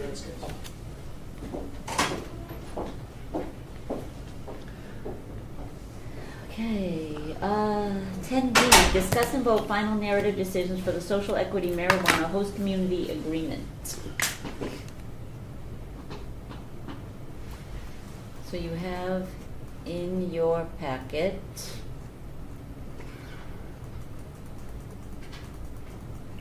let me get down to it. It's page 106. Okay, thanks.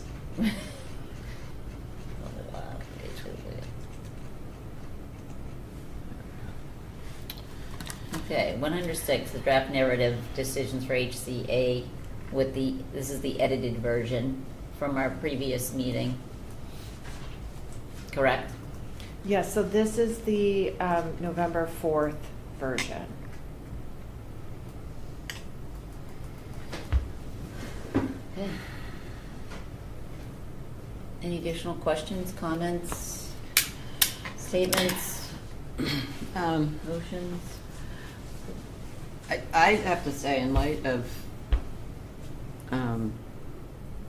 what we received today, I feel it's in the best interest of the town of Bourne and for the applicants, whether or not they are going to be happy about it, but I really feel I'd like to not approve a license right now for a dispensary, the agreement, and I think we should start over with a clean slate. And I mean, in an ideal world, Peter would recuse himself, and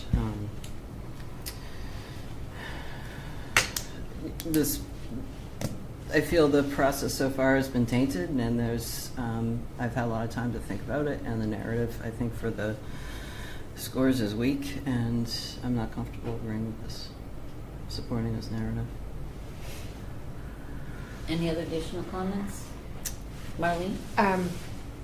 So Jean referenced an email that the board received today. I think it's important for transparency that be disclosed. And if you don't mind, Anne Marie, I'm happy to read it. I have a printed version in front of me, or one of the board members can read it. But I do, if this information is important to your decision making, I do think it is important to disclose it publicly so everyone understands what it says. Why don't you read it into Sure. the record? So the select board received through me today an email from Attorney Jesse Alderman from Foley Hogue. I received it this morning at 11:56 a.m. and it reads, "This correspondence is a follow-up to my letter dated September 29th, 2025 and attached here again. Please see to it that this correspondence reaches the select board prior to tonight's meeting. At its November 4th, 2025 hearing, the board voted to authorize its members to ex post facto, quote, clean up, unquote, their written reasoning for decisions under the town's July 24th, 2025 request for applications. However, as stated in my letter, the board may take no action that is arbitrary and capricious nor inconsistent with the RFA, whether in the first instance or in a, quote, cleanup, unquote, review. First, that means that no board member may decline to award Cape Cod Dispensary its allotted social equity points, nor points for sections where CCD unambiguously complied with other scoring criteria. CCD is required to be awarded 25 additional points that were improperly deducted from those other sections when the outlier select board member learned that the applicant qualified for those points for social equity designation. Second, demonstrated bias from Selectman Meyer should lead the town to the conclusion that his recusal from these matters is necessary now and going forward. Third, rewriting history cannot erase history. Massachusetts courts have routinely held that contract awards must be based on the record before awarding authority at the time it acted. Costello versus Department of Public Utilities, 391 Massachusetts, 527, 535 through 36, 1984. New reasons offered later are typically disregarded as impermissible post hoc rationalizations. In other words, the reasons for CCD's denial cannot now be rewritten. The HCA must be awarded to CCD, or barring that, the entire RFP must be reissued and the board must start from scratch. Due to his demonstrated bias, the new RFP must be reviewed by the board without Selectman Meyer's participation. Thank you, Jesse. So that is the text of the email that was received.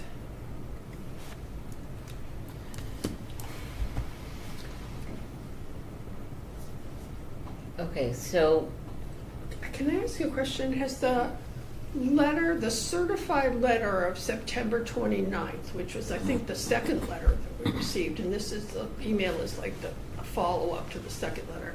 Was the letter of September 29th ever put in public record? It was not.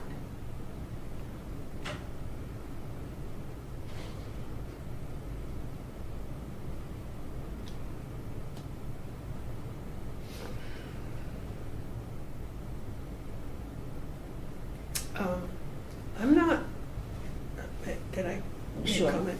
I'm not really comfortable making a decision on, based on this email, one way or the other.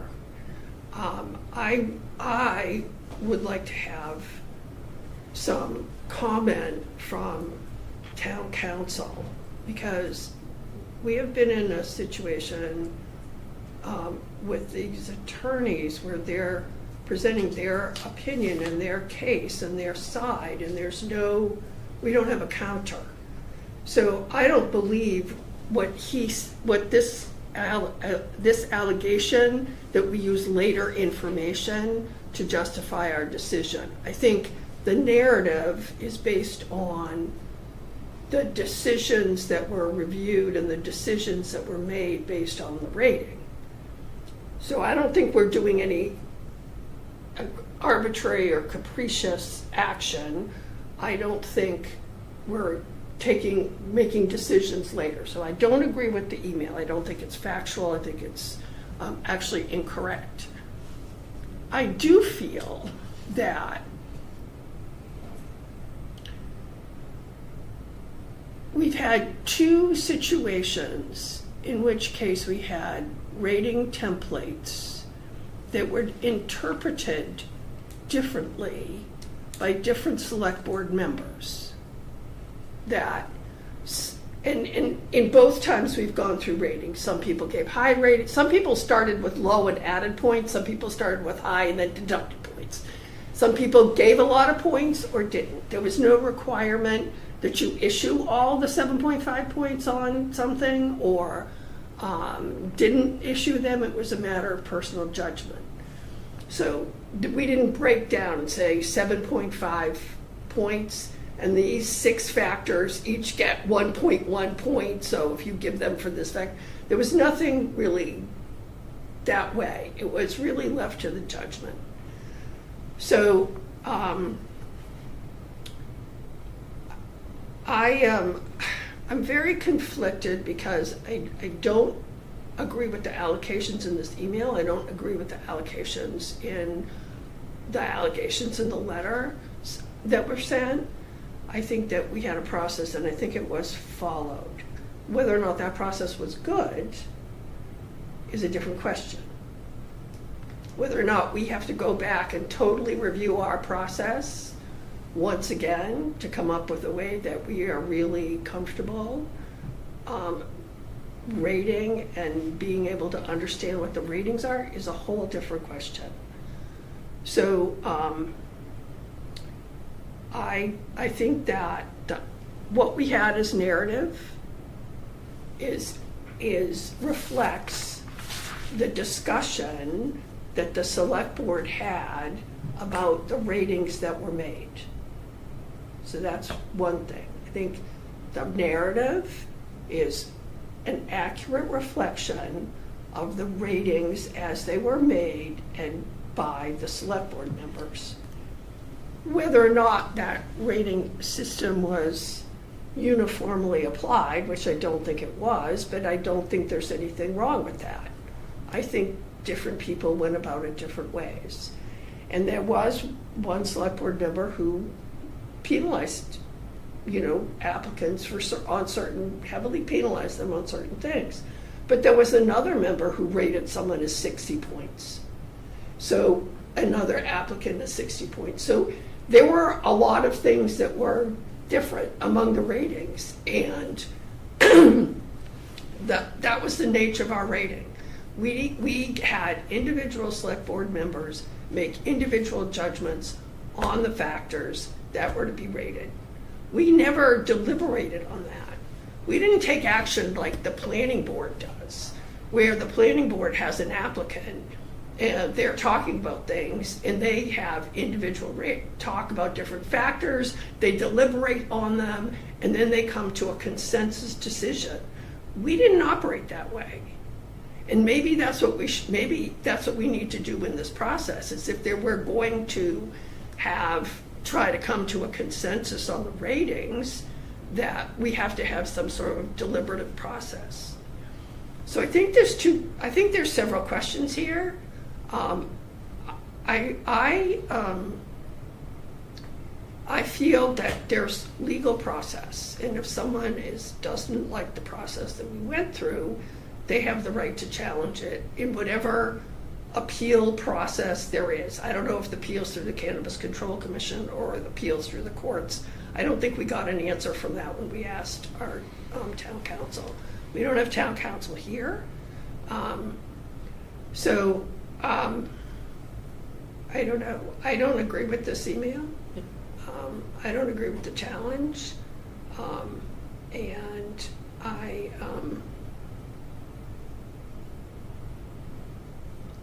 I don't feel that we've had any rebuttal to any of the letters that have been written to us. We've had an initial letter, then we had a second letter, now we have another email, and we have not made any rebuttal to these accusations. And I'm not prepared to do that because I don't think it's appropriate to do that in a select board meeting. The appropriate place to rebut is if it's a legal challenge. Well, we still have to make a decision about the final narrative. Still have to make a decision about whether, the town administrator can execute a host community agreement with Bourne Cannabis.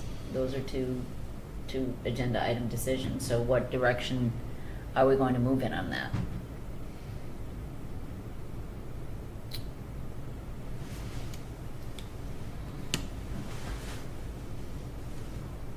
I mean, the only way to move forward is to make a motion. What is that motion relative to these agenda items, or relative to your point and your statement?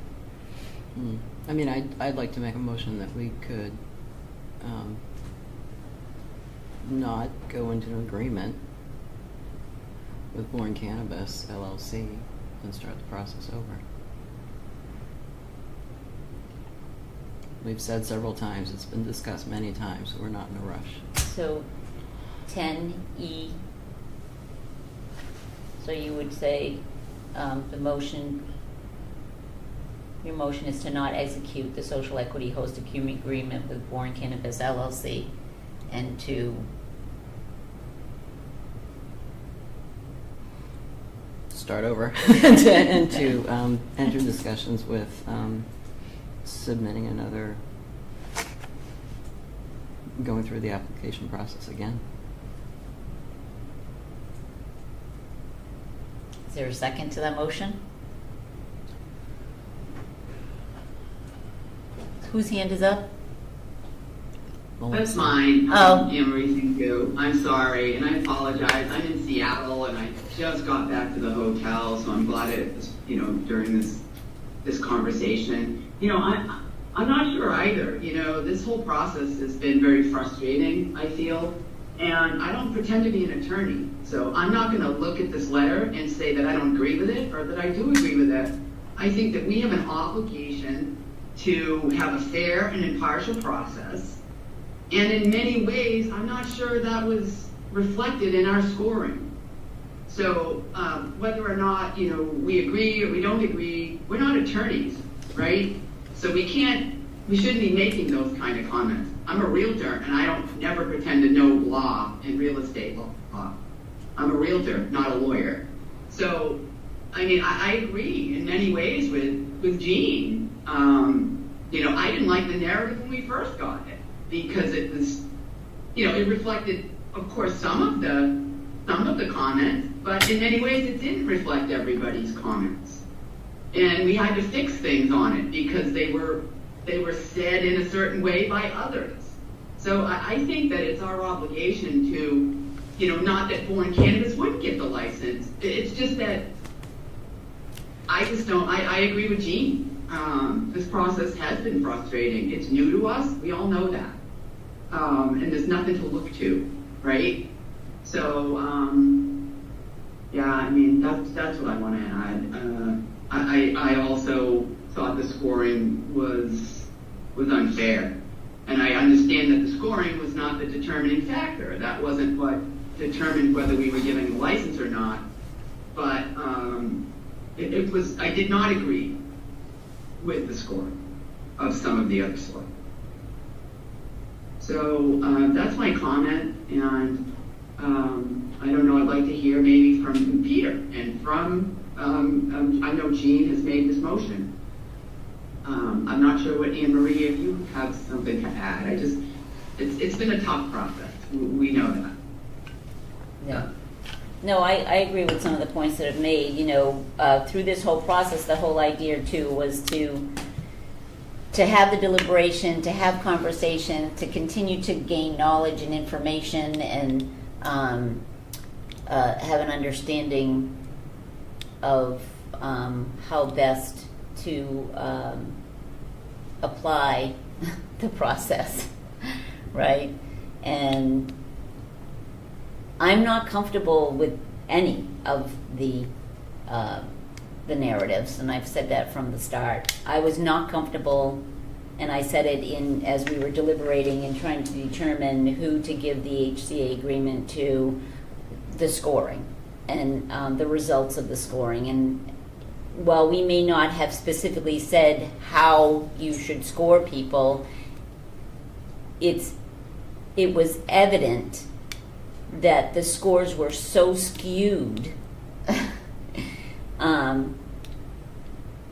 that there was a problem with the process.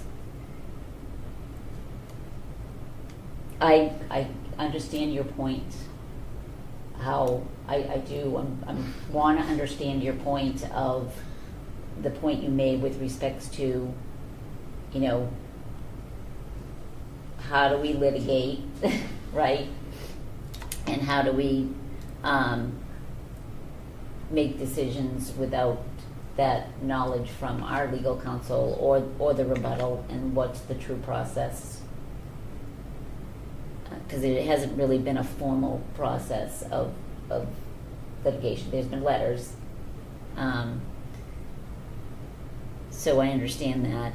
But at the same time, we need to make some decisions on how to move forward and what's the best direction and how do we protect the town, right? How do we protect the town? Because at the very beginning, from day one, I sat in that chair, and what was the number one thing that we did not want to happen? And that was putting the town in a position where we would be litigating, right? And there would be lawsuits against us. That was the number one. You weren't here yet, Jean, but that was the number one thing we wanted to avoid, and here we are. And this is the second round of this process. We thought we were doing the right thing by adopting new templates and taking our cue from the Cannabis Control Commission. But here we are. If I may. Can you hear me okay? Yes. Okay, I mean, I just want to add as well, I know that you, Anne Marie, you wanted that correspondence read at that meeting when we received it. Yes. And it was shot down as not, I'm not even sure what the term was. I wanted to address it. Yes. Yes, and it was shot down and it didn't happen. And so, because it wasn't procedural or whatever the comment was. So I think we you personally made that you had, wanted that read into the record and it was not done. So, therefore, right, yeah, I don't know, it's frustrating a bit.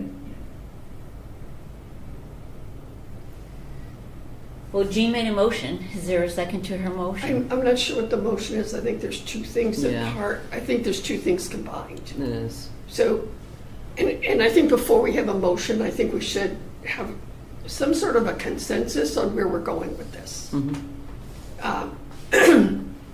Right, well, yeah, she seconds, then we can deliberate, But we can only deliberate on that motion, and I'm not sure we know what the motion is. We have two agenda items. So her motion was to not execute a host community agreement with Bourne Cannabis LLC and to restart the process for the social equity HCA. Can I ask a follow-up question about Yes. what that means? Sure. So if we restart the process for the social equity, are we going to use the same rating process? Or are we going to go back to have more discussion about what we should be using for the rating process and what our process should be? I'm not going to speak for you, but from your conversation, in a perfect world, if we correct me if I'm wrong, you want to restart the same process and Peter should recuse himself from that process. We can't. Peter has to recuse himself. That's Right. up to Peter. Right. So the only, I think we did have a pretty good process in place. However, due to the results, we should revisit the process and make sure our scoring is in better shape for the third go-round. And can I one of the things that's bothered me about this process is that we have ratings. So we have individual select board members sit and they listen to the interviews and then they rate. And there's no deliberation before we rate. So in any other, usually if you have your interviewing candidates or you're doing something, you all listen to the candidates, and after each one, you have a discussion about that person and what did you see and what did I see, and then you rate. Mm-hmm. You have deliberation before you rate, so you can hear what other people have to say, and then you have the discussion. We've done these things where we have interviews, we do rate, we sit through a day of interviews, then we go home and we rate people with our own thing, and we submit these ratings, and then those are the ratings. Those are the ratings. Whatever individual people have gone off and done on their own, those are the ratings. You may not agree with them, but those are the individual ratings. The way the deliberation process works is that as members of a board, we have our deliberation, and we have no individual authority. We only have the board authority. Mm-hmm. And so when the board deliberates and they make a decision, that is the decision. So in this process, we decided to have individual ratings, and then to deliberate as a board, and then to vote. 3 people said this was my top rating, and then 2 people said this was my top rating. So once you make that deliberation and the majority says that it's the board decision, then that's the board decision. We're kind of going back before that. So I think if we're going to say that this process didn't work for whatever reason, we didn't like some of the ratings, we didn't like some of the process, if we're going to say we're going to not, based on this process, we are not going to issue an HCA because there was not a consensus. There was, but there was a consensus of the board that was questioned by one of the applicants. So if we're going to start this again, I think we need to have conversation before we start it again about how we're going to avoid this happening in the future.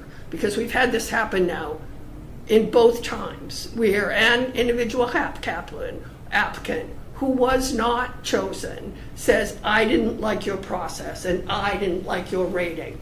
And so what's going to stop us to go from the next time, if we rate someone different, for the applicant that doesn't get it to say, I didn't like your ratings, you didn't choose me, so therefore your process was faulty.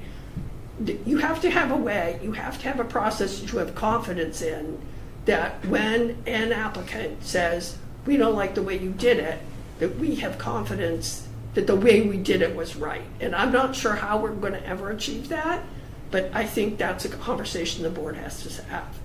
And so if the majority of the board feels that we need to start over, then we really need to start over and make sure that this time we don't have an applicant questioning the process.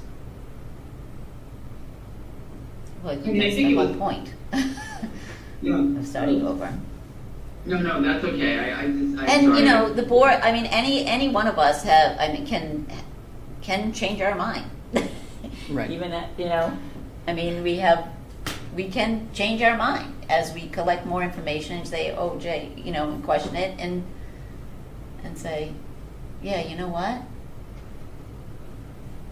I feel differently. Yeah, and at the same time, we can't be unrealistic and think that, everyone's going to be happy in the end, and there's always going to be a disgruntled person in this situation. I think there's going to be more than one unhappy person, but we're here to protect the town's interests and do the right thing, and do what's we have to fair. do what's in the best interest of the town in this decision.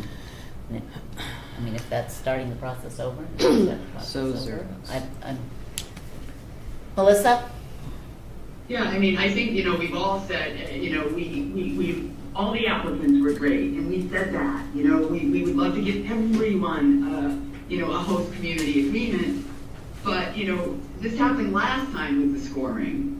So here we are now for the same thing happened. So I agree, we have to find a way to do it so it's fair, and as Jean said, very clearly, we are here as select board to protect the town's interests, no matter what that looks like. And if we feel there was unfairness, or whatever it might look like, or if Peter needs to recuse for any reason, I think we really need to discuss that, and we really need to figure that out. And if it's a start over, sure, we don't want to start over, but we have to do it right. And that's the job that we are elected to do, regardless. We come into these meetings, we do our best. I personally come in with a clear mind at everything I do in this setting, and I know, as does everyone else. But this is a tough situation we're in, and I really want to make sure we do what's right by the town. And right now, I'm not comfortable with the narrative. As is, we had to vote on it, then. Like you said, Anne Marie, somebody could change their vote. So it might be conducive to start over. So I just wanted to add that. Thank you. Any other comments? Anne Marie? Peter? Yes. When I rated them, I rated based on what I thought was in the best interest of the town at the time. I've been very transparent and open about the fact that I had problems with Buzzards Bay and the impacts around Buzzards Bay in general. Now, we also have agreed that Bourne Cannabis was the best, scored.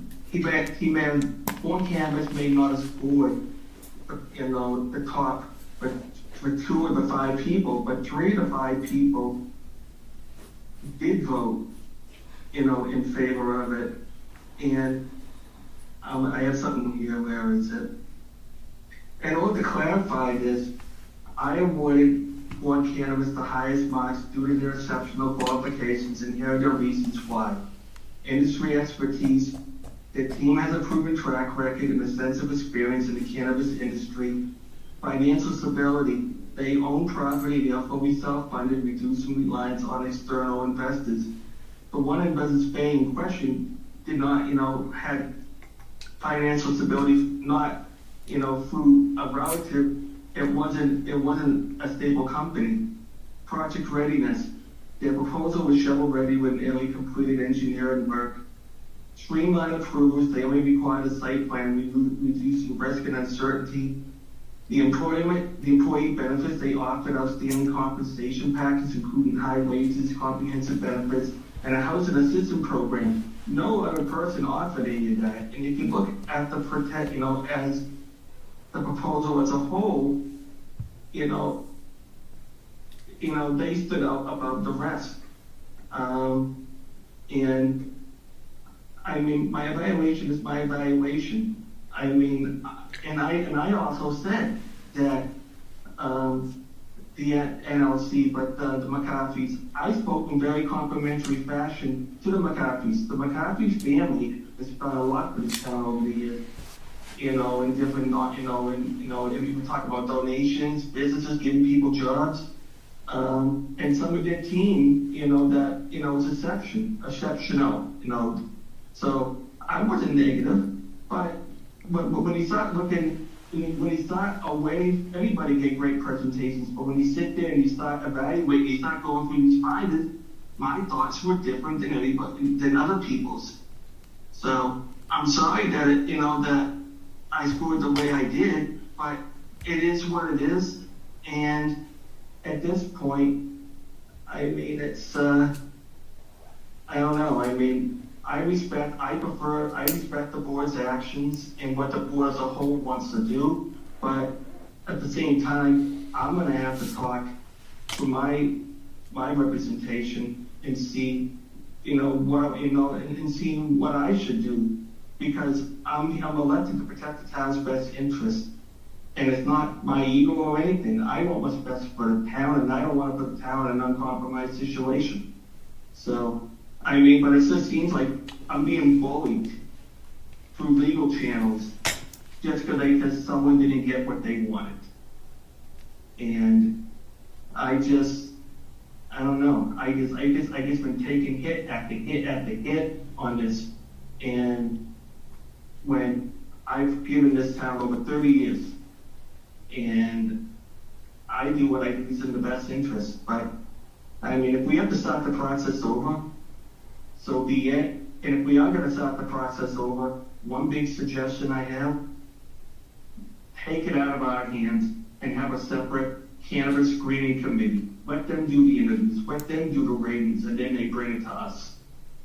And we choose the final three. But but by doing that, you're taking the politics out of it. And maybe that's what we need, because a lot of communities have done that and it's worked out well. So if we're gonna start this process over, then I wanna look at everything. Thank you. Any other comments?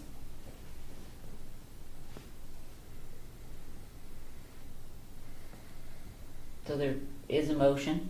Is there a second to the motion? I'll second the motion. All right, let me just reiterate the motion. So the motion is to not award an HCA to Bourne Cannabis, correct? Mm-hmm. And to restart I want to get it right. The application process? Is that the... Do we have to first, I'm sorry to just speak out to the chair.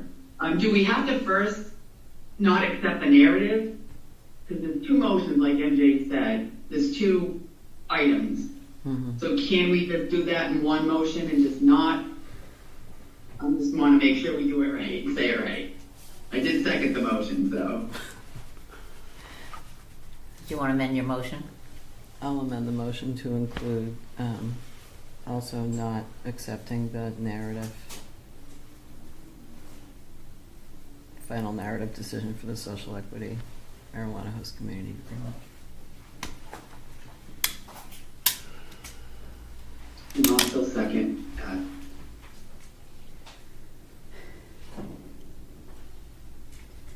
All right, so we have amended motion to not accept the final narrative for the social equity host community agreement and to not execute the social equity host community agreement with Bourne Cannabis LLC, and to, was it revisit, was that the term, or to reinitiate the application? Can I make a suggestion? If we're gonna not accept, if we're gonna terminate the process that we just went through and not make a decision based on that process, that's what we should do. Okay. I mean, because I'm not going to vote to not accept the narrative. I think the narrative that was written reflects the decision that was made by the board. It was the reasons given at the time that the decision was made. So if we're going to say that we are to terminate the process, terminate whatever this thing that we just did, the application process that was initiated and with no decision, because that's really what we're doing. We're terminating the process to rescind the vote of the board on the HCA, right? Because we did authorize. So we're rescinding the vote. We would rescind the vote and terminate with no decision, right? Is that what we're doing? I'm not sure I'm going to vote in favor of that, but I think we have to be clear about what we're doing. We could also just take a second vote on the narrative instead of putting it all into one big motion. So withdraw the motion and... Well, what's the point of voting on the narrative if we're going to rescind the whole process, right? Rescind the vote and terminate the process. True. Chicken or egg, what comes first? Yeah, Marlene, do you have any suggestions? I would do things one motion at a time. Okay. And see how the votes fall. Yeah. Okay. So do you... So I'll withdraw the motion. Withdraw the motion? Mm-hmm. Okay. Is there a motion for agenda item 10D?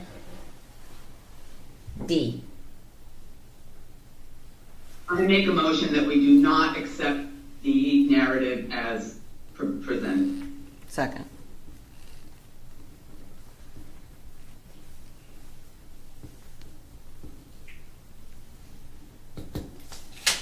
Okay. Let me write 10D. Melissa.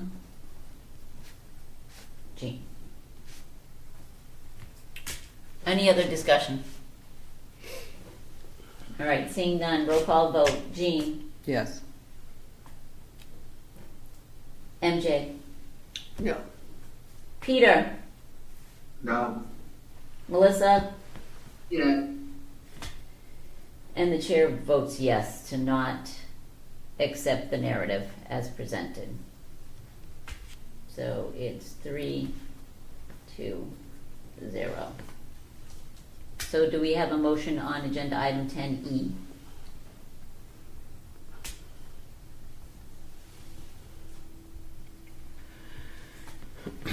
Somebody want to make a positive motion or a negative motion?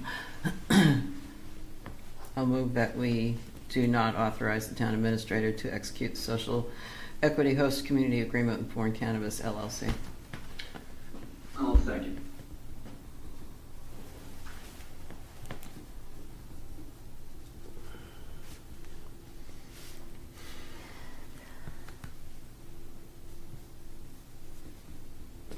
Okay, so we have a motion not authorize the town administrator to execute the HCA with Bourne Cannabis LLC. That's the motion. Seconded by Melissa. Was that you? Yes. Yeah. Okay, roll call vote. Jean, Yes. MJ, No. Peter, No. Melissa, Yes. and I vote yes, so 3-2-0. All right, so is there any additional motion? I don't think we have an agenda item. We don't have an agenda We don't item. have an agenda item, so I think that what this leaves us with no conclusion and A future agenda item. a future agenda item on Revisiting the process. terminating, whether we're gonna terminate and make no decision, right? And then what we would do to make a decision.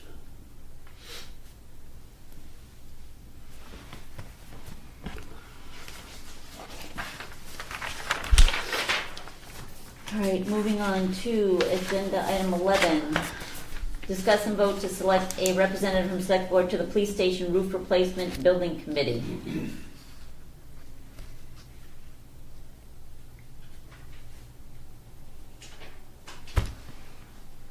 Is there anyone who wishes to be part of that committee? I'd like to do it. MJ?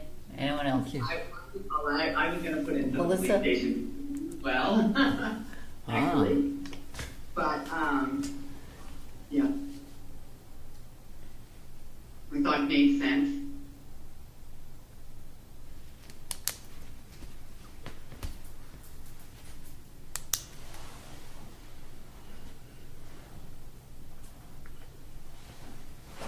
So.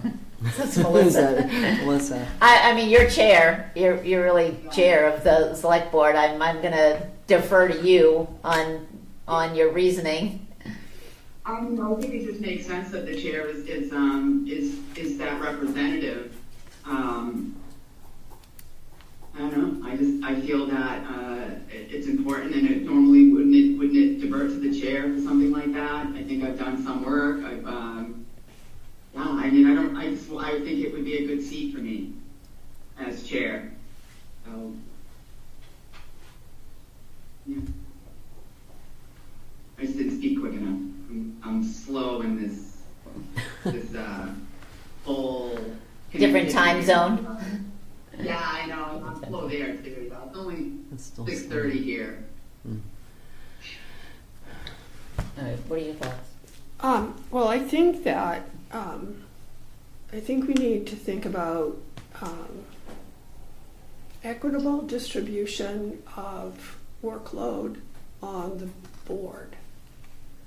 And I think we have a number of board members who are serving on a lot of committees, and I think being on a building committee is a pretty big commitment.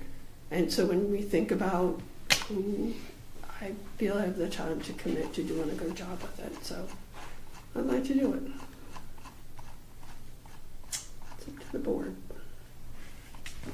It's up to the board. I know, that's, Yeah.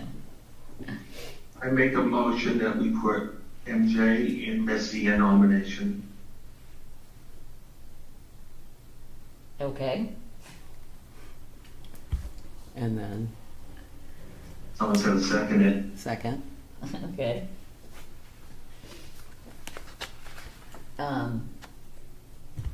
If I may, Yep. you know, Sure. I do serve on a lot of committees, and I am very busy. But you know, what's the old saying? When you need something done, you ask a busy person. I feel that this isn't going to be a super long committee. We're not building a library here. It's the roof that needs to be repaired. I do come with real estate experience. My husband had a roofing company for 15 years, and I did do a lot of his books and a lot of the work that was related to that. So I think I'm certainly qualified to sit on that building committee, and I will make the time. like I always do. Here I am in Seattle, but I'm here at this meeting, which is my last trip for a while now. So, yeah, I just wanted to add that. Okay. So we have a motion to put both into consideration by Peter and Jean. Second by Jean. So on that motion, do we have to vote on the motion and then vote on individuals, or do we vote on individuals? No, you vote Yeah. the motion first. Vote and the then you motion vote and then, okay. Yes. All right, so, Jean, Yes. Peter, Yes. MJ, Yes. Melissa, Yes. I vote yes. Okay, so we put both in the motion. Okay.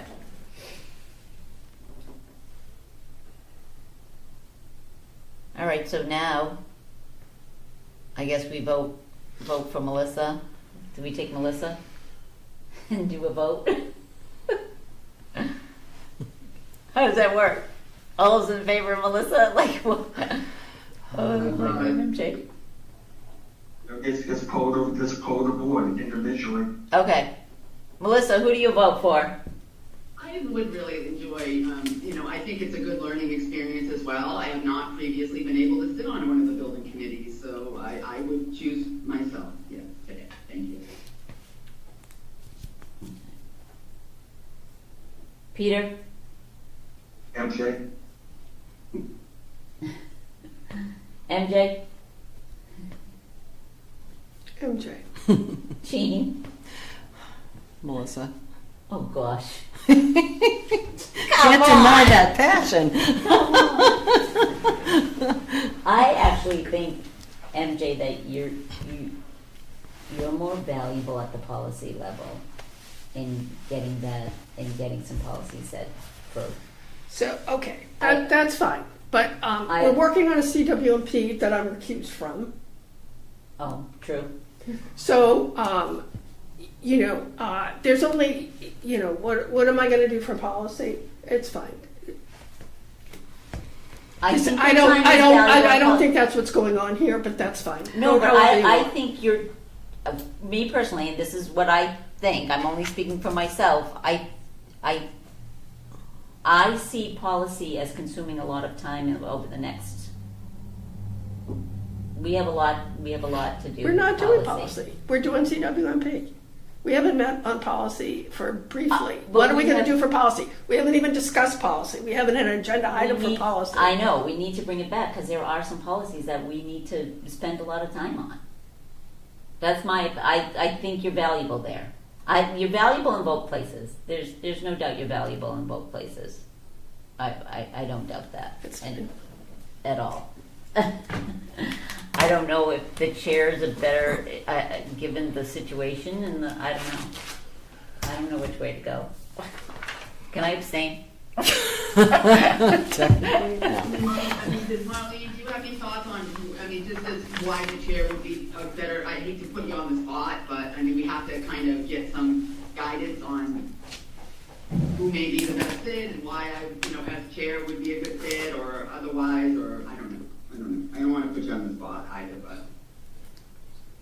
This is one of the board's major goals for the year. I think the board needs to appoint someone. Mm-hmm. Okay. We're all on the same team here. I know. I know. Either person. I mean, it is a major goal. We're all trying, and it's one we all agreed upon. Why don't I mean.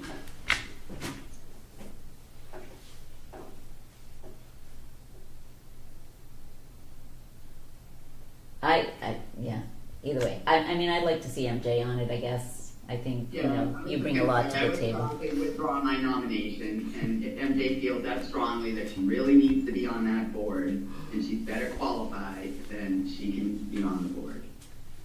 I just thought it was a good fit for me because I have not previously served on a building committee. So I will withdraw my nomination. That way, that helps. And doesn't do that. All right, so MJ.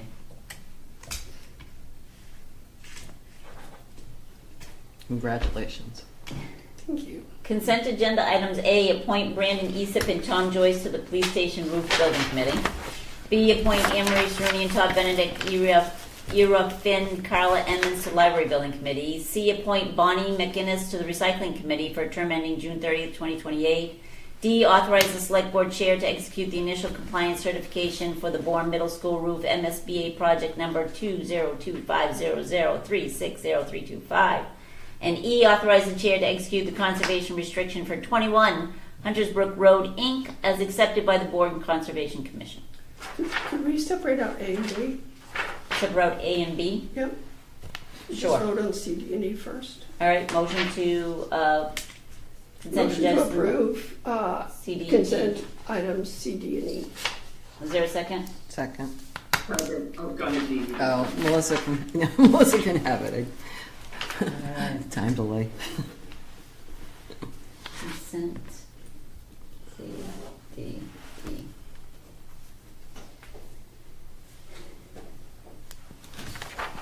Roll call vote, Jean, Yes.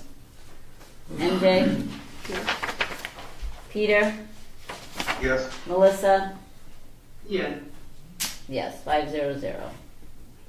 Okay, consent agenda item A. A and B, the only thing I want to say is that usually when we appoint building committees, we have the whole committee and appoint the committee sort of as a group All to then members. start, and then we don't start the building committee until all the members are appointed. And I kind of went back to look at the ice swim thing.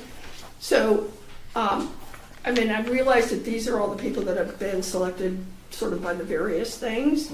So I just, I want to have I would like to have it understood that we are starting these appointments, but that the committees themselves won't meet until there's at least 6 members, but probably the whole committee but appointed. Right. Okay. So, motion to, I would prefer to actually wait until we have everybody, but I mean, if we want to kind of do this, I think it muddies the waters because we have building committees, we're still looking for people for these committees, and so, but my preference would be to appoint them all at the same time. When we have the full committee. Is there any other appointments for the library? Yeah, I was going to say, is there anybody else going on the library? Well, there should be 3 more people, the construction person. Oh, the yeah. and You're right. and it's really the professional people that we're waiting for. And we've made such a point at town meeting that these committees are gonna have these professional people, that I would prefer to wait and just, So we when can we defer get the full consent. committees, then to appoint them. All right, so then to defer agenda items 12A and B until Melissa's full got her. committees are Ready for appointment. ready for appointment. Melissa's got her hand up. Melissa? that's what I was gonna say. I was gonna just recommend that we just wait and appoint them all once the people are in place, and then we can do them all at once. You need a motion, or can we just defer it? I think we can defer agenda items 12A and B. Thank you. Consent agenda items 12A and B. Town administrator's report. Thank you. As you know, a turbine that was part of the Future Generation Wind project located in Plymouth experienced a blade failure on November 7th. Siemens Gamesa is the owner-operator, and they have begun an investigation and root cause analysis. All of the turbines will remain shut down during the investigation, and the company has reported that they are working closely with DEP, the property owner, Clean Harbors, and the town of Plymouth to properly clean up the damage and determine the next steps before the project operates again. Barnstable County IT is in the process of upgrading the town's firewalls. These improvements will also better align the perimeter network with the town's internal Meraki network for better support and manageability. These and some other IT infrastructure improvements will be implemented without any significant budget impact. We are seeing a significant increase in the amount of malicious traffic that we are receiving. We are constantly working to block it, but some of it will make it through. We are also seeing a lot more AI-generated content that is not real, including documents, photos, and videos trying to access our resources. The vacant building commissioner position has been posted for a couple of weeks now. I am also posting a full-time interim commissioner position so that I don't feel pressured to fill the permanent position with a candidate that may not be a great fit for us. In the meantime, Mr. Murphy is still under contract and is still assisting us. The asbestos abatement work began today at 171 Clay Pond Road so we can get the site ready for the new fire station. The power has been disconnected to the building for a while now, so the contractor will be using a generator to keep the building under negative pressure as part of the hazardous materials protocols. The generator will be running continually 24 hours a day until the abatement work is finished and we have a clean air test result back from our industrial hygienist. Our target is to have the abatement work finished by Saturday, November 22nd. DPW Facilities and I are scheduling closely with the chairman of the Board of Governors for the Archives Building to complete a leak test and conditions analysis of the roof at 30 Keene Street. There was an extensive drone flyover completed yesterday, and on-site testing is scheduled for December 3rd and 4th as long as the weather is good. Once we have the existing conditions report back, we will be able to develop a capital project to fund any necessary repairs. Earlier this year, at your May 13th meeting, the board heard a request from Chris Jerome of Anna's Pals regarding their application for an underutilized property grant from the state. At the May 13th meeting, the select board voted to modify paragraph 7 of the P&S agreement to allow a building permit to issue if Anna's Pals is awarded the grant. Yesterday, we were notified by Mr. Rowe that they have been successful and have received an award from the Underutilized Property Grant Program. Thank you. Good. I stopped in at their road race. Yeah, they had a great show. Oh, good. Yeah, Anna's Palace, yeah. Madam Chair, did you skip item E, the conservation restriction, under consent? No, I did No, not. it was voted, It was yes. voted. Oh. It was a consent agenda item, and the motion was to accept, to approve consent agenda items. Sorry. Thank you so much. Thank you. Oh, thank you. Have a good night. Okay. The minutes, agenda item 14, minutes of 11/4/2025. Move to approve. Motion by Jean, is there a second? Peter, was that you? Yeah. Okay. Roll call vote. Jean? Yes. MJ? Yes. Peter? Yes. Melissa? Yes. And I vote yes. Yes, yes, yes, yes, yes. Minutes of 11/4. Committee reports?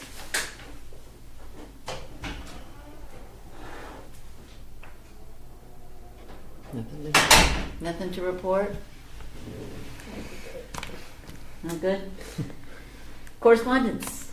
Correspondence, November 18th, 2025. A, Joint Base Cape Cod public meeting calendar for November 2025. And B, Isabel Lavalle Talent Bank form for Community Engagement Committee. That's it. Well, it was short and sweet. Very. Future agenda items. So the terminate, make no decision, the HCA, Yes. next steps. And discuss the submitting Revisit revisit the the Polar letter. Express. Whatever that thing that was said, yeah. Yeah.